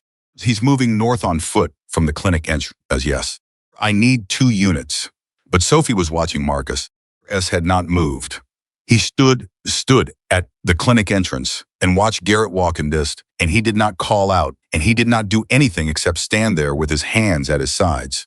Marcus Callahan knew, as he had known, for 30 years, exactly which fights you ran toward and which ones you let the right people finish. Garrett made it to the corner. A black sedan pulled across the intersection. Agents were out of it before it fully stopped. And Garrett, then who was calm about everything, who never lost his temper, very good at reading people and situations and leverage, Garrett stopped walking. His hands up. He did it without drama. Understood that the calculation had changed and acted accordingly, which was pretty, Sophie thought, almost admirable in the way that pure cold rationality sometimes is before you remember what it was in service of. As Marcus came back inside, he handed the recording device to Vega without a word. Vega took it. The implied threat on the daughter that's on the record, Marcus said. Daniel was no longer at the window. Sophie turned and found him sitting in the chair he'd been in before, upright, alert, watching Vega work the phone. The room, and stood in front of him. He looked up at her. He's in custody, he said. He's in custody, she said. Exhaled, long and slow. Rourke, he said. Vega is moving on Rourke now, Sophie said. Garrett in custody. And the driver, talking, and the drive in evidence. They have everything they need for the primary arrest. In the vehicle, Daniel said. The 7 alive, Sophie said. 2 serious, 5 stable. All out. Her father pressed the heels of both hands against his eyes. He sat like that for a moment. Sophie did not try to say anything. She understood. In him, working through the arithmetic of 3 months of careful, solitary, frightening work, whether it had been enough. It had held. Buddy pulling on his coat, whether the people whose photographs he had copied from those hidden panels were going to be okay. He could not know all of that yet, but he knew some of it. That right now was enough. He lowered his hands. Sophie, tell me something, he said. When you stepped into the road, he said, Highway 99, with the jacket, were you scared? Terrified. But you did it anyway. Me too. He shook his head slightly. I left a note. I gave you an option. I didn't tell you I couldn't tell you. I wasn't there. He held her eyes. You made that choice yourself. Sophie thought about it. Sophie about standing on the shoulder watching the convoy come north. About the insulin pen on the counter. About the note in her father's handwriting, careful, specific, apologetic, of love. Before he raised me, she said. That's the same as telling me. His daughter, 30 years old, running on no sleep and sheer will, wearing a jacket that had more history than she'd known 3 days ago. The clinic waiting room, while the thing they'd both been working toward for 3 months, 3 days came together in the hands of people who were finally doing their jobs. Yeah, he said quietly, I suppose it is. And in the background, Erica's voice said into his phone, and finally on Rourke. Boof now. Rourke was arrested at 11:47 in the morning, already a pulling on his coat. Vega with the confirmation while Sophie was sitting beside her father in the clinic waiting room, both of them finally drinking actual coffee that Tank had gone out and bought from a place 3 blocks away. Not the machine coffee, real coffee, in paper cups with lids, the kind that tasted like a decision made by someone who cared about the outcome. His voice on the phone was different from every other version of his voice Sophie had heard in the last several hours. Not triumphant, something quieter than that, the voice of a man who has been trying to close a door for 2 years and has just heard it shut. Primary arrest is complete, Vega said. Rourke was at his residence. Hunt. He did not resist. His legal team was there within 20 minutes, which tells you something about how prepared he was for this eventually happening. But that preparation doesn't change what we have. A pause. The pulling. The drive. The testimony from the driver in custody. The recording of Garrett's implied threat. And the 7 individuals recovered from the vehicle this morning. That's not a case that gets managed away. Hartley, Daniel said. It's enough to the phone to hear. Is Hartley running point? She is, Vega said. Daniel nodded once, slowly. The nod of a man who has just confirmed that the right person is holding the right thing. Individuals who were recovered, Sophie said. Ibiku, the 7 from the vehicle, is there any update on their condition? Critical cases have been stabilized, Vega said. The hospital is working with a victim services coordinator. It's going to be a long process, identifying them, connecting them with their families, getting them the support they need. Alive, Sophie. All 7. She pressed her hand flat against the table. 7, there's something else, Vega said. His voice had shifted again. Shifted told her the something else was significant. Photographs your father compiled from inside the panels, Vega said. We've been running them through our missing persons database since early this morning. I have preliminary matches on 4 of the 12 individuals documented. I sat up straight. 4 matches, Vega said. People who appear in your father's photographs who are cross-referenced against open missing persons cases. Those cases are more than a year old. The room had gone very still. Families, Sophie said. Families who have had no information for over a year, Vega said. Can't make notifications yet. The process requires confirmation. And confirmation takes time, but Sophie. A pause. Father built gave us a starting point that could close cases we had nothing on. At her father, he was looking at the table. His hands were around his coffee cup, and she could see the tension in them, not the tension of fear, but the specific tension of a person, of absorbing the weight of what they've been carrying and untying for the first time, the full scope of it. He had spent 3 months in his shop in the evenings, after the regular work was done, going through those vehicles, photographing things he didn't want to photograph, documenting things that kept him awake, holding it alone because he thought holding it alone was protection. Photograph pulling on his coat. We're going to bring people home. You, Vega, Sophie said. Thank your father, Vega said. Be in touch. He hung up. The silence in the room was not empty. It was full of everything that had happened in the last 4 days, all of it present and accounted for, settling into its proper shape now that the emergency was over and there was space for the reality of it to land. Daniel Mitchell set his coffee cup down. He looked at his daughter. He said, 4 so far, she said. There were 12 in the photographs. Have matches. The others will be worked, Sophie said. Vega's team, Hartley, the victim services, people, this is what they do. You gave them the starting point. She held his eyes. Them 12 starting points. He was quiet for a long time. Tank, from across the room, said quietly, Ghost. Didry, you did? Daniel looked at him. Tank was not a man who said things for comfort. It's because they were true, delivered with the same blunt directness that made everything he said land without embellishment. On Audie pulling on his coat. Daniel accepted it the way accepts something he is needed to hear and didn't know how much until the moment it arrived. Done it faster, he said. Maybe, Tank said. But you did it. That's the thing about right, it doesn't have an expiration date. Listen. Marcus, who had been standing by the window for the last several minutes, in that way he had of being simultaneously present and removed, turned from the window. Did Daniel. Come home, Marcus said. When you're ready. Except his coat. When the doctors clear you and the statements are given and everything that needs to happen has happened. He paused. Not to the road. I'm not saying that. I'm saying, stop being alone with this. You found in those vehicles. Whatever you called, whatever the last 3 months cost you, you don't carry the rest of it by yourself. Daniel looked at his oldest brother on the road. I left, Daniel said. 5 years ago. I chose a different life. It's a different road, Marcus said. You didn't choose different brothers. The distinction sat in the room. Eli looked at the ceiling briefly. Tank found something to study on the floor. Carver, near the door, was doing something on his laptop that had suddenly become very important to him. Looked at her father's face. She watched.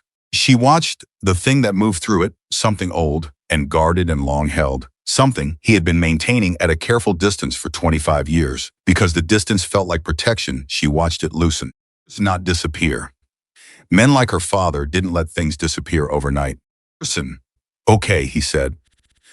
Marcus nodded once. That was the whole conversation. Statements took the rest of the day. Vega sent 2 agents to the clinic in the early afternoon, and Daniel sat with them at the table in Paula's back room and went through everything chronologically, in detail, with the same methodical precision he had applied to building the documentation in the first place. Anandi pulling on his coat. Sophie sat outside the closed door and listened to the Lovo and did not try to hear the words because the words were his to give and his to keep until he was ready to share them with her in his own time. Marcus sat beside her. You should sleep, he said. He's done, she said. That's going to be another 3 hours. Sleep in 3 hours. He was quiet for a moment. There's going to be all right. I know. I mean, not just physically. He saw in those vehicles. The months of carrying it. And to take time to... I know that too, Sophie said. Expecting him to be fine immediately. I'm expecting to be there while he gets there. There's a difference. She looked at Marcus. Is that how it worked with you? After the hard things. Someone there? He considered it. Sometimes. Not always. He looked at the closed door. It's better when there is. Yeah, Sophie said, I figured.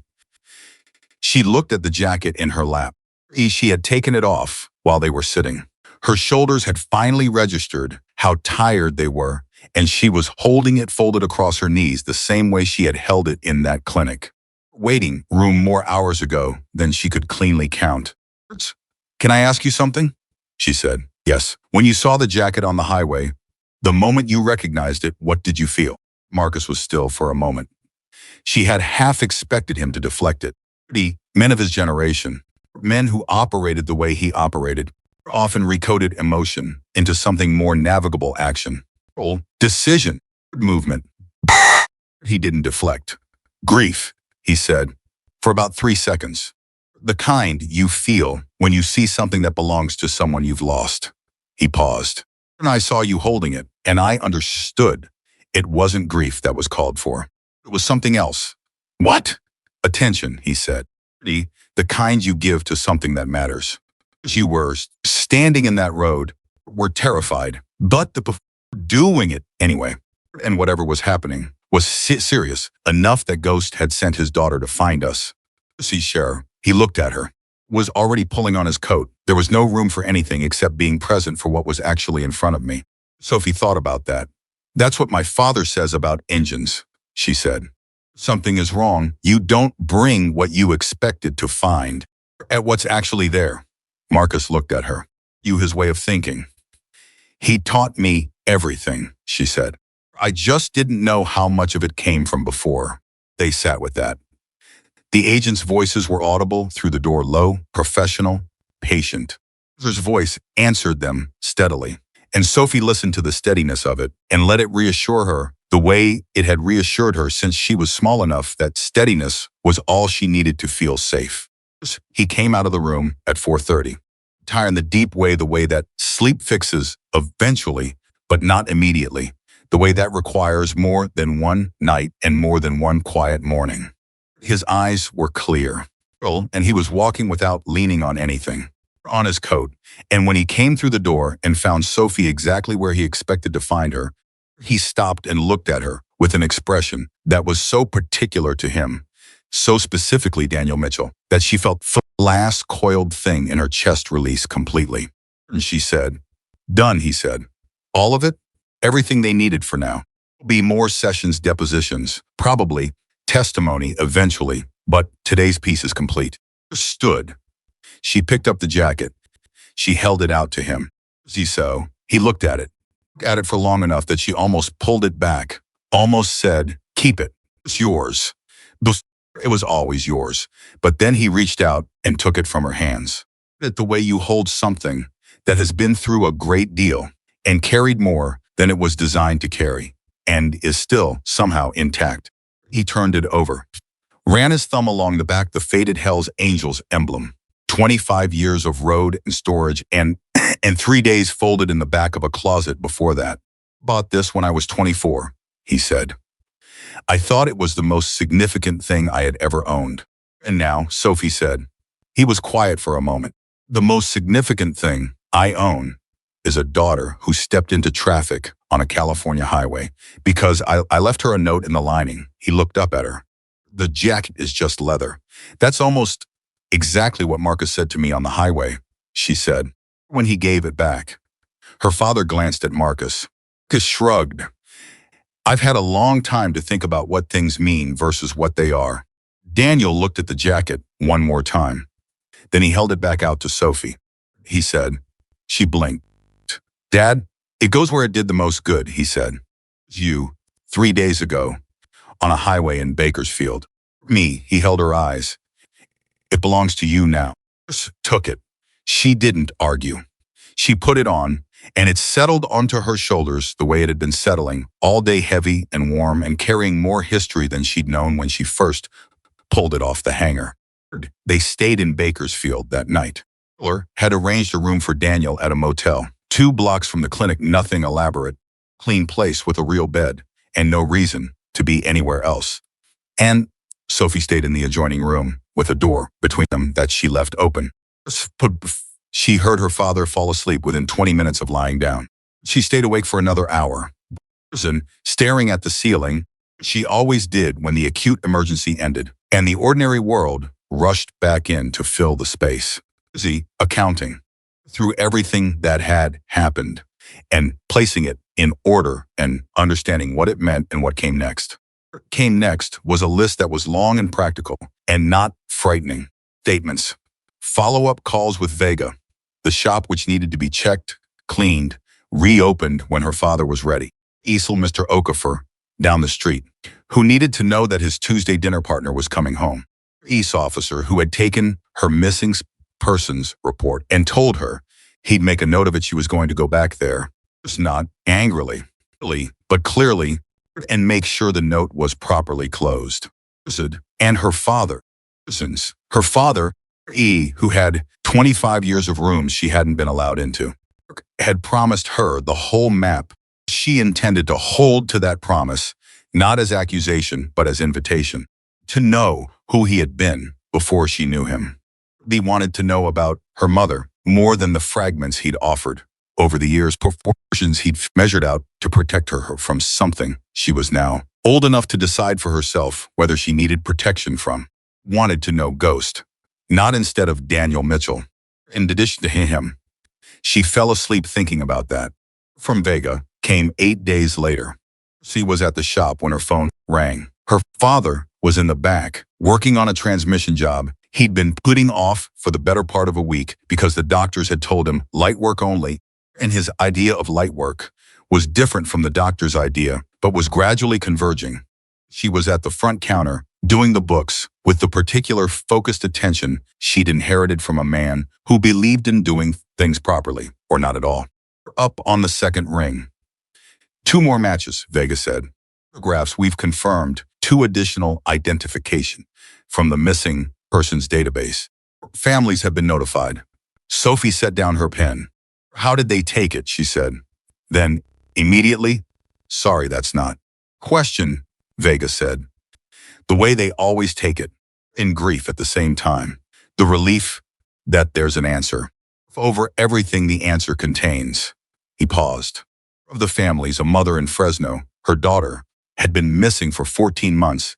She asked who found the photographs, who had documented her daughter. Sophie was very still. Did you tell her? She said.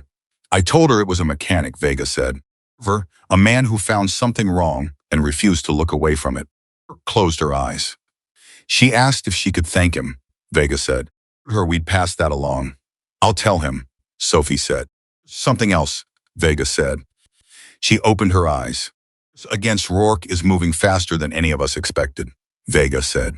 Broke. 3 days in, he broke. He gave us the real names behind the shell company structure. He gave us the contact in the oversight structure he implied when he was talking to Marcus outside the clinic. Straightened the implied protection. The thing he said about arrangements going in multiple directions. Real, Vega said. There was a real person in a real position who had been running interference on Rourke's behalf for 2 years. And is now also in custody. He let that land. In the previous investigations, stalled. It wasn't just that the evidence was managed away. And inside was managing it. Sophie felt something cold move through her, followed almost immediately by something that was the opposite of cold, something fierce and clarifying. It really couldn't have been brought down earlier, she said. The way it was being investigated, not with the access that existed, Vega said. It needed to come in from outside, from someone who had access that didn't go through official channels. A pause. A mechanic who nobody thought to watch. She thought about her father's face when he'd read the note. He'd know when he'd written it. The care he'd put into the stitching and the lining. Specific instructions. The highway, the time of day. The instruction to hold the jacket so the patch was visible. He had not been able to go through official channels. Probably fully pulling on his coat. He had gone through the only channel he trusted. A 25-year-old jacket and a daughter he'd raised to not look away from hard things. Vega, she said. Did you know before this that there was someone inside running interference? I suspected, he said. I couldn't prove it.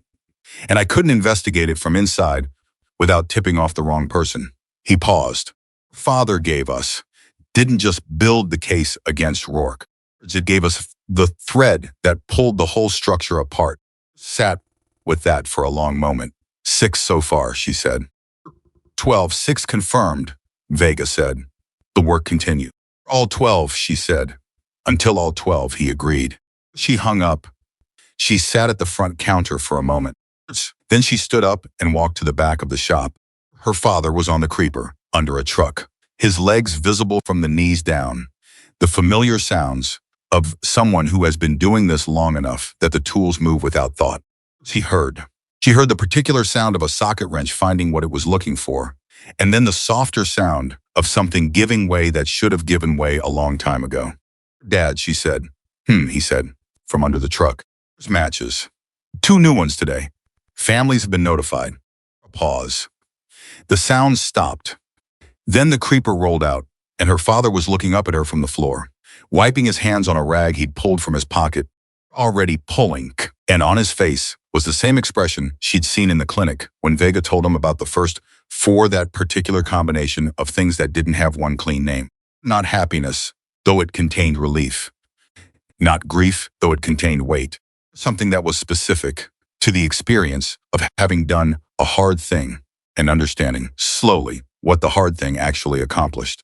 He's 6 so far, she said. Vega says until all 12. Arthur sat up on the creeper. He looked at his hands, the rag, the familiar grease that never fully came out. No matter how many times you washed, the brace on his left wrist that the doctor had told him to keep on for another 2 weeks and that he was already talking about removing early. In Fresno, Sophie said. 14 months. She wants to thank you. He was quiet. You don't have to do anything with that yet, Sophie said. It can wait until you're ready. No, he said. He looked up at her. It can't wait. It's been waiting long enough for her. He pushed himself to his feet, and Sophie put out a hand, and he took it and came up steadily. Ended up with Vega. When she's ready. When her daughter, when the family is in a place where talking helps rather than... He stopped, steadied himself. Tell Vega I'll make myself available. Sophie said. He looked at her. She was wearing the jacket. Most days, since he'd given it to her, not because it was practical, not because a mechanic's daughter needed a heavy leather jacket in the shop every day, but it had become something she wasn't quite ready to take off yet, in the way that certain things become extensions of a period of your life that you're not done understanding. He looked at it the way he'd been looking at it since he gave it to her, with something that was not regret and not nostalgia but was in the same country as both of them. "Give me something," he said. "What? Do you understand it now?" he said. "The jacket. Why I kept it." Sophie thought about it, about the patch and what it meant versus what people assumed it meant. About Tank telling her Ghost had sat with him for 3 hours without going anywhere. Eddie pulling on his coat. She thought about Eli saying her father talked about her the way a man says something that's been keeping him warm for years. Thought about Marcus on the highway, climbing off his bike, looking at the jacket with grief for 3 seconds, and then with a something else entirely.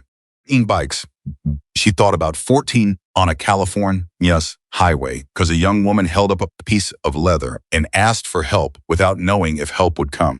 "I understand that it wasn't about what it represented to other people," she said. "About what it represented to you. Who you were before I knew you. Promises you'd made. The people you trusted." She looked at him. "You kept because you knew even when you were off the road, even after 25 years, that if things got bad enough, you had somewhere to point me." At her for a long moment. "Yes," he said. "It's exactly. Why didn't you just tell me?" she said. As accusation. Genuine question. About Marcus, about the road, about all of it. Why did it have to be hidden? He turned to lean against the workbench. She had asked him this before. It's in different forms in the days since the clinic. And each time he'd given her a partial answer. Honest. But partial. She had the sense that he was working up to the full answer in the way he worked up to difficult engine diagnoses, circling, approaching, making sure he understood what he was saying before he said it. "When your mother died," he said, "you were 4. You didn't understand what was happening, but you felt it. The absence. You'd look at the door sometimes expecting her, and she wouldn't be there." He looked at his hands. "I decided very quickly that the most important thing I could do was make sure you always felt like the world was solid. Blog.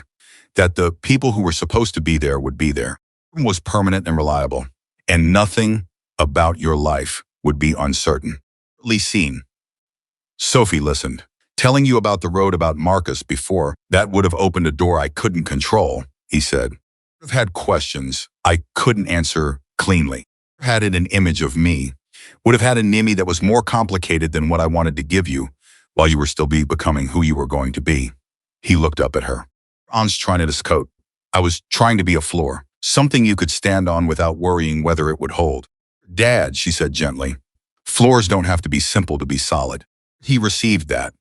He really received it. She could see it happening, could see the idea move through him and find a place. "I know that now," he said. "I'm not angry, I know that too." "You said."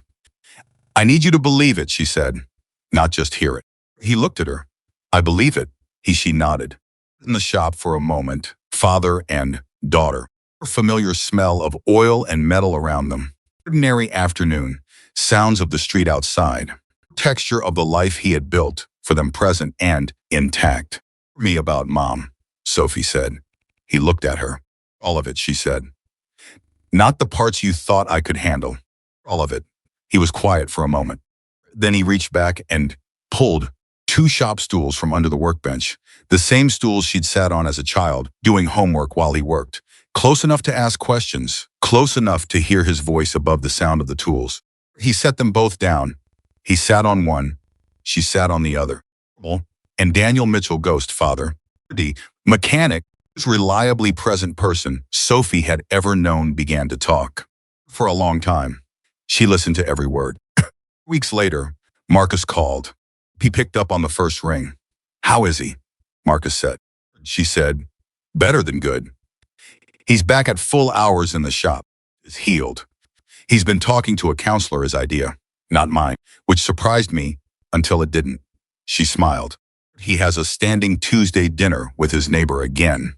And he apologized to Mr. Okafor for canceling without explaining." "Food. That sounds like Ghost," Marcus said.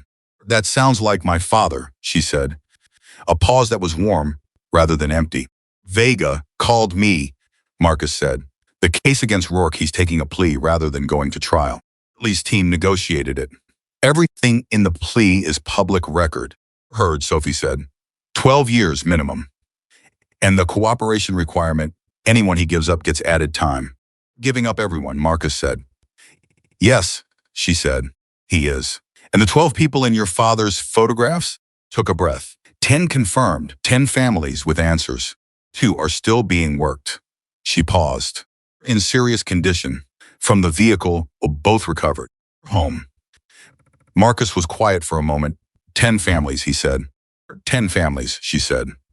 The weight of it moved through the phone line between them, not heavy in a crushing way, but heavy in the way that real things are heavy. Consequences. Real people. Real outcomes. "I'm going to ask you something," Marcus said. "The Highway 99 stretch," he said. "We ride it every month. Friday of the month. North to Fresno and back. Father rode it with us for years before he stepped off." A pause. "Next month, if you wanted to come." Sophie looked at the jacket hanging on the hook by the shop door.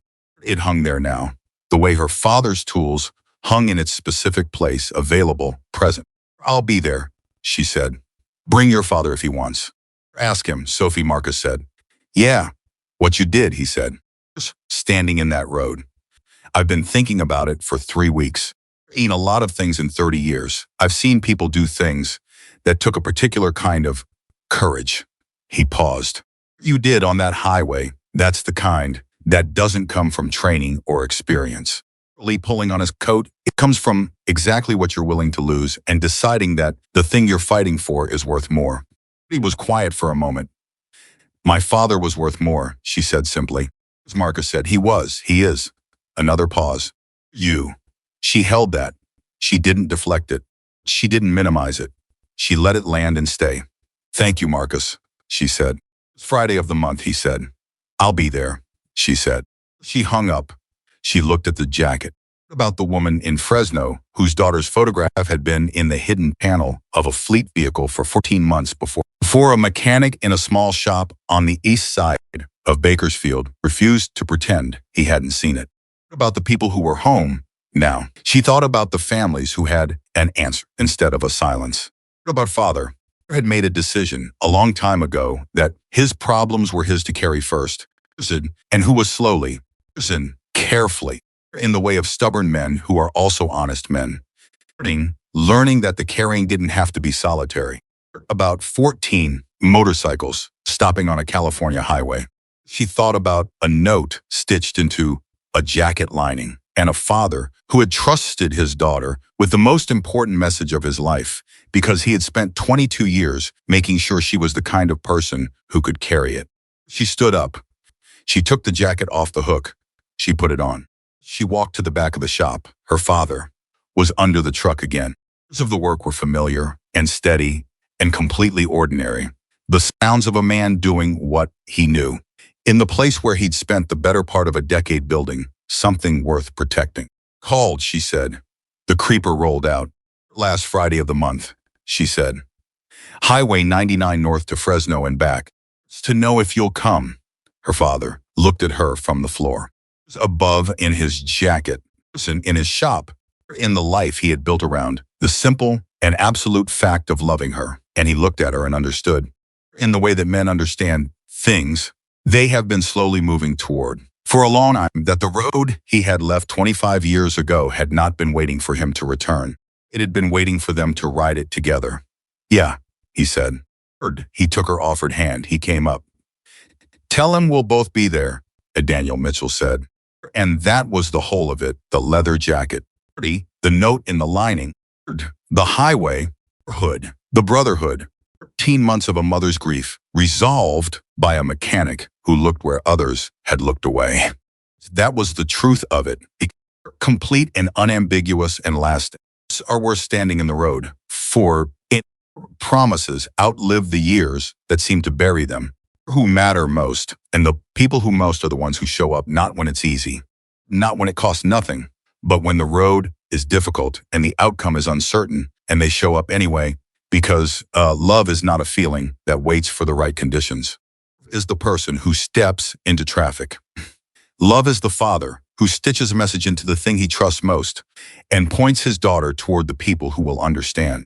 Love is the brotherhood that stops, and it is the daughter, 22 years old, running on no sleep, and the unshakable certainty that the man who raised her was worth every hard mile, who holds the jacket above her head on an open highway and absolutely refuses to look away.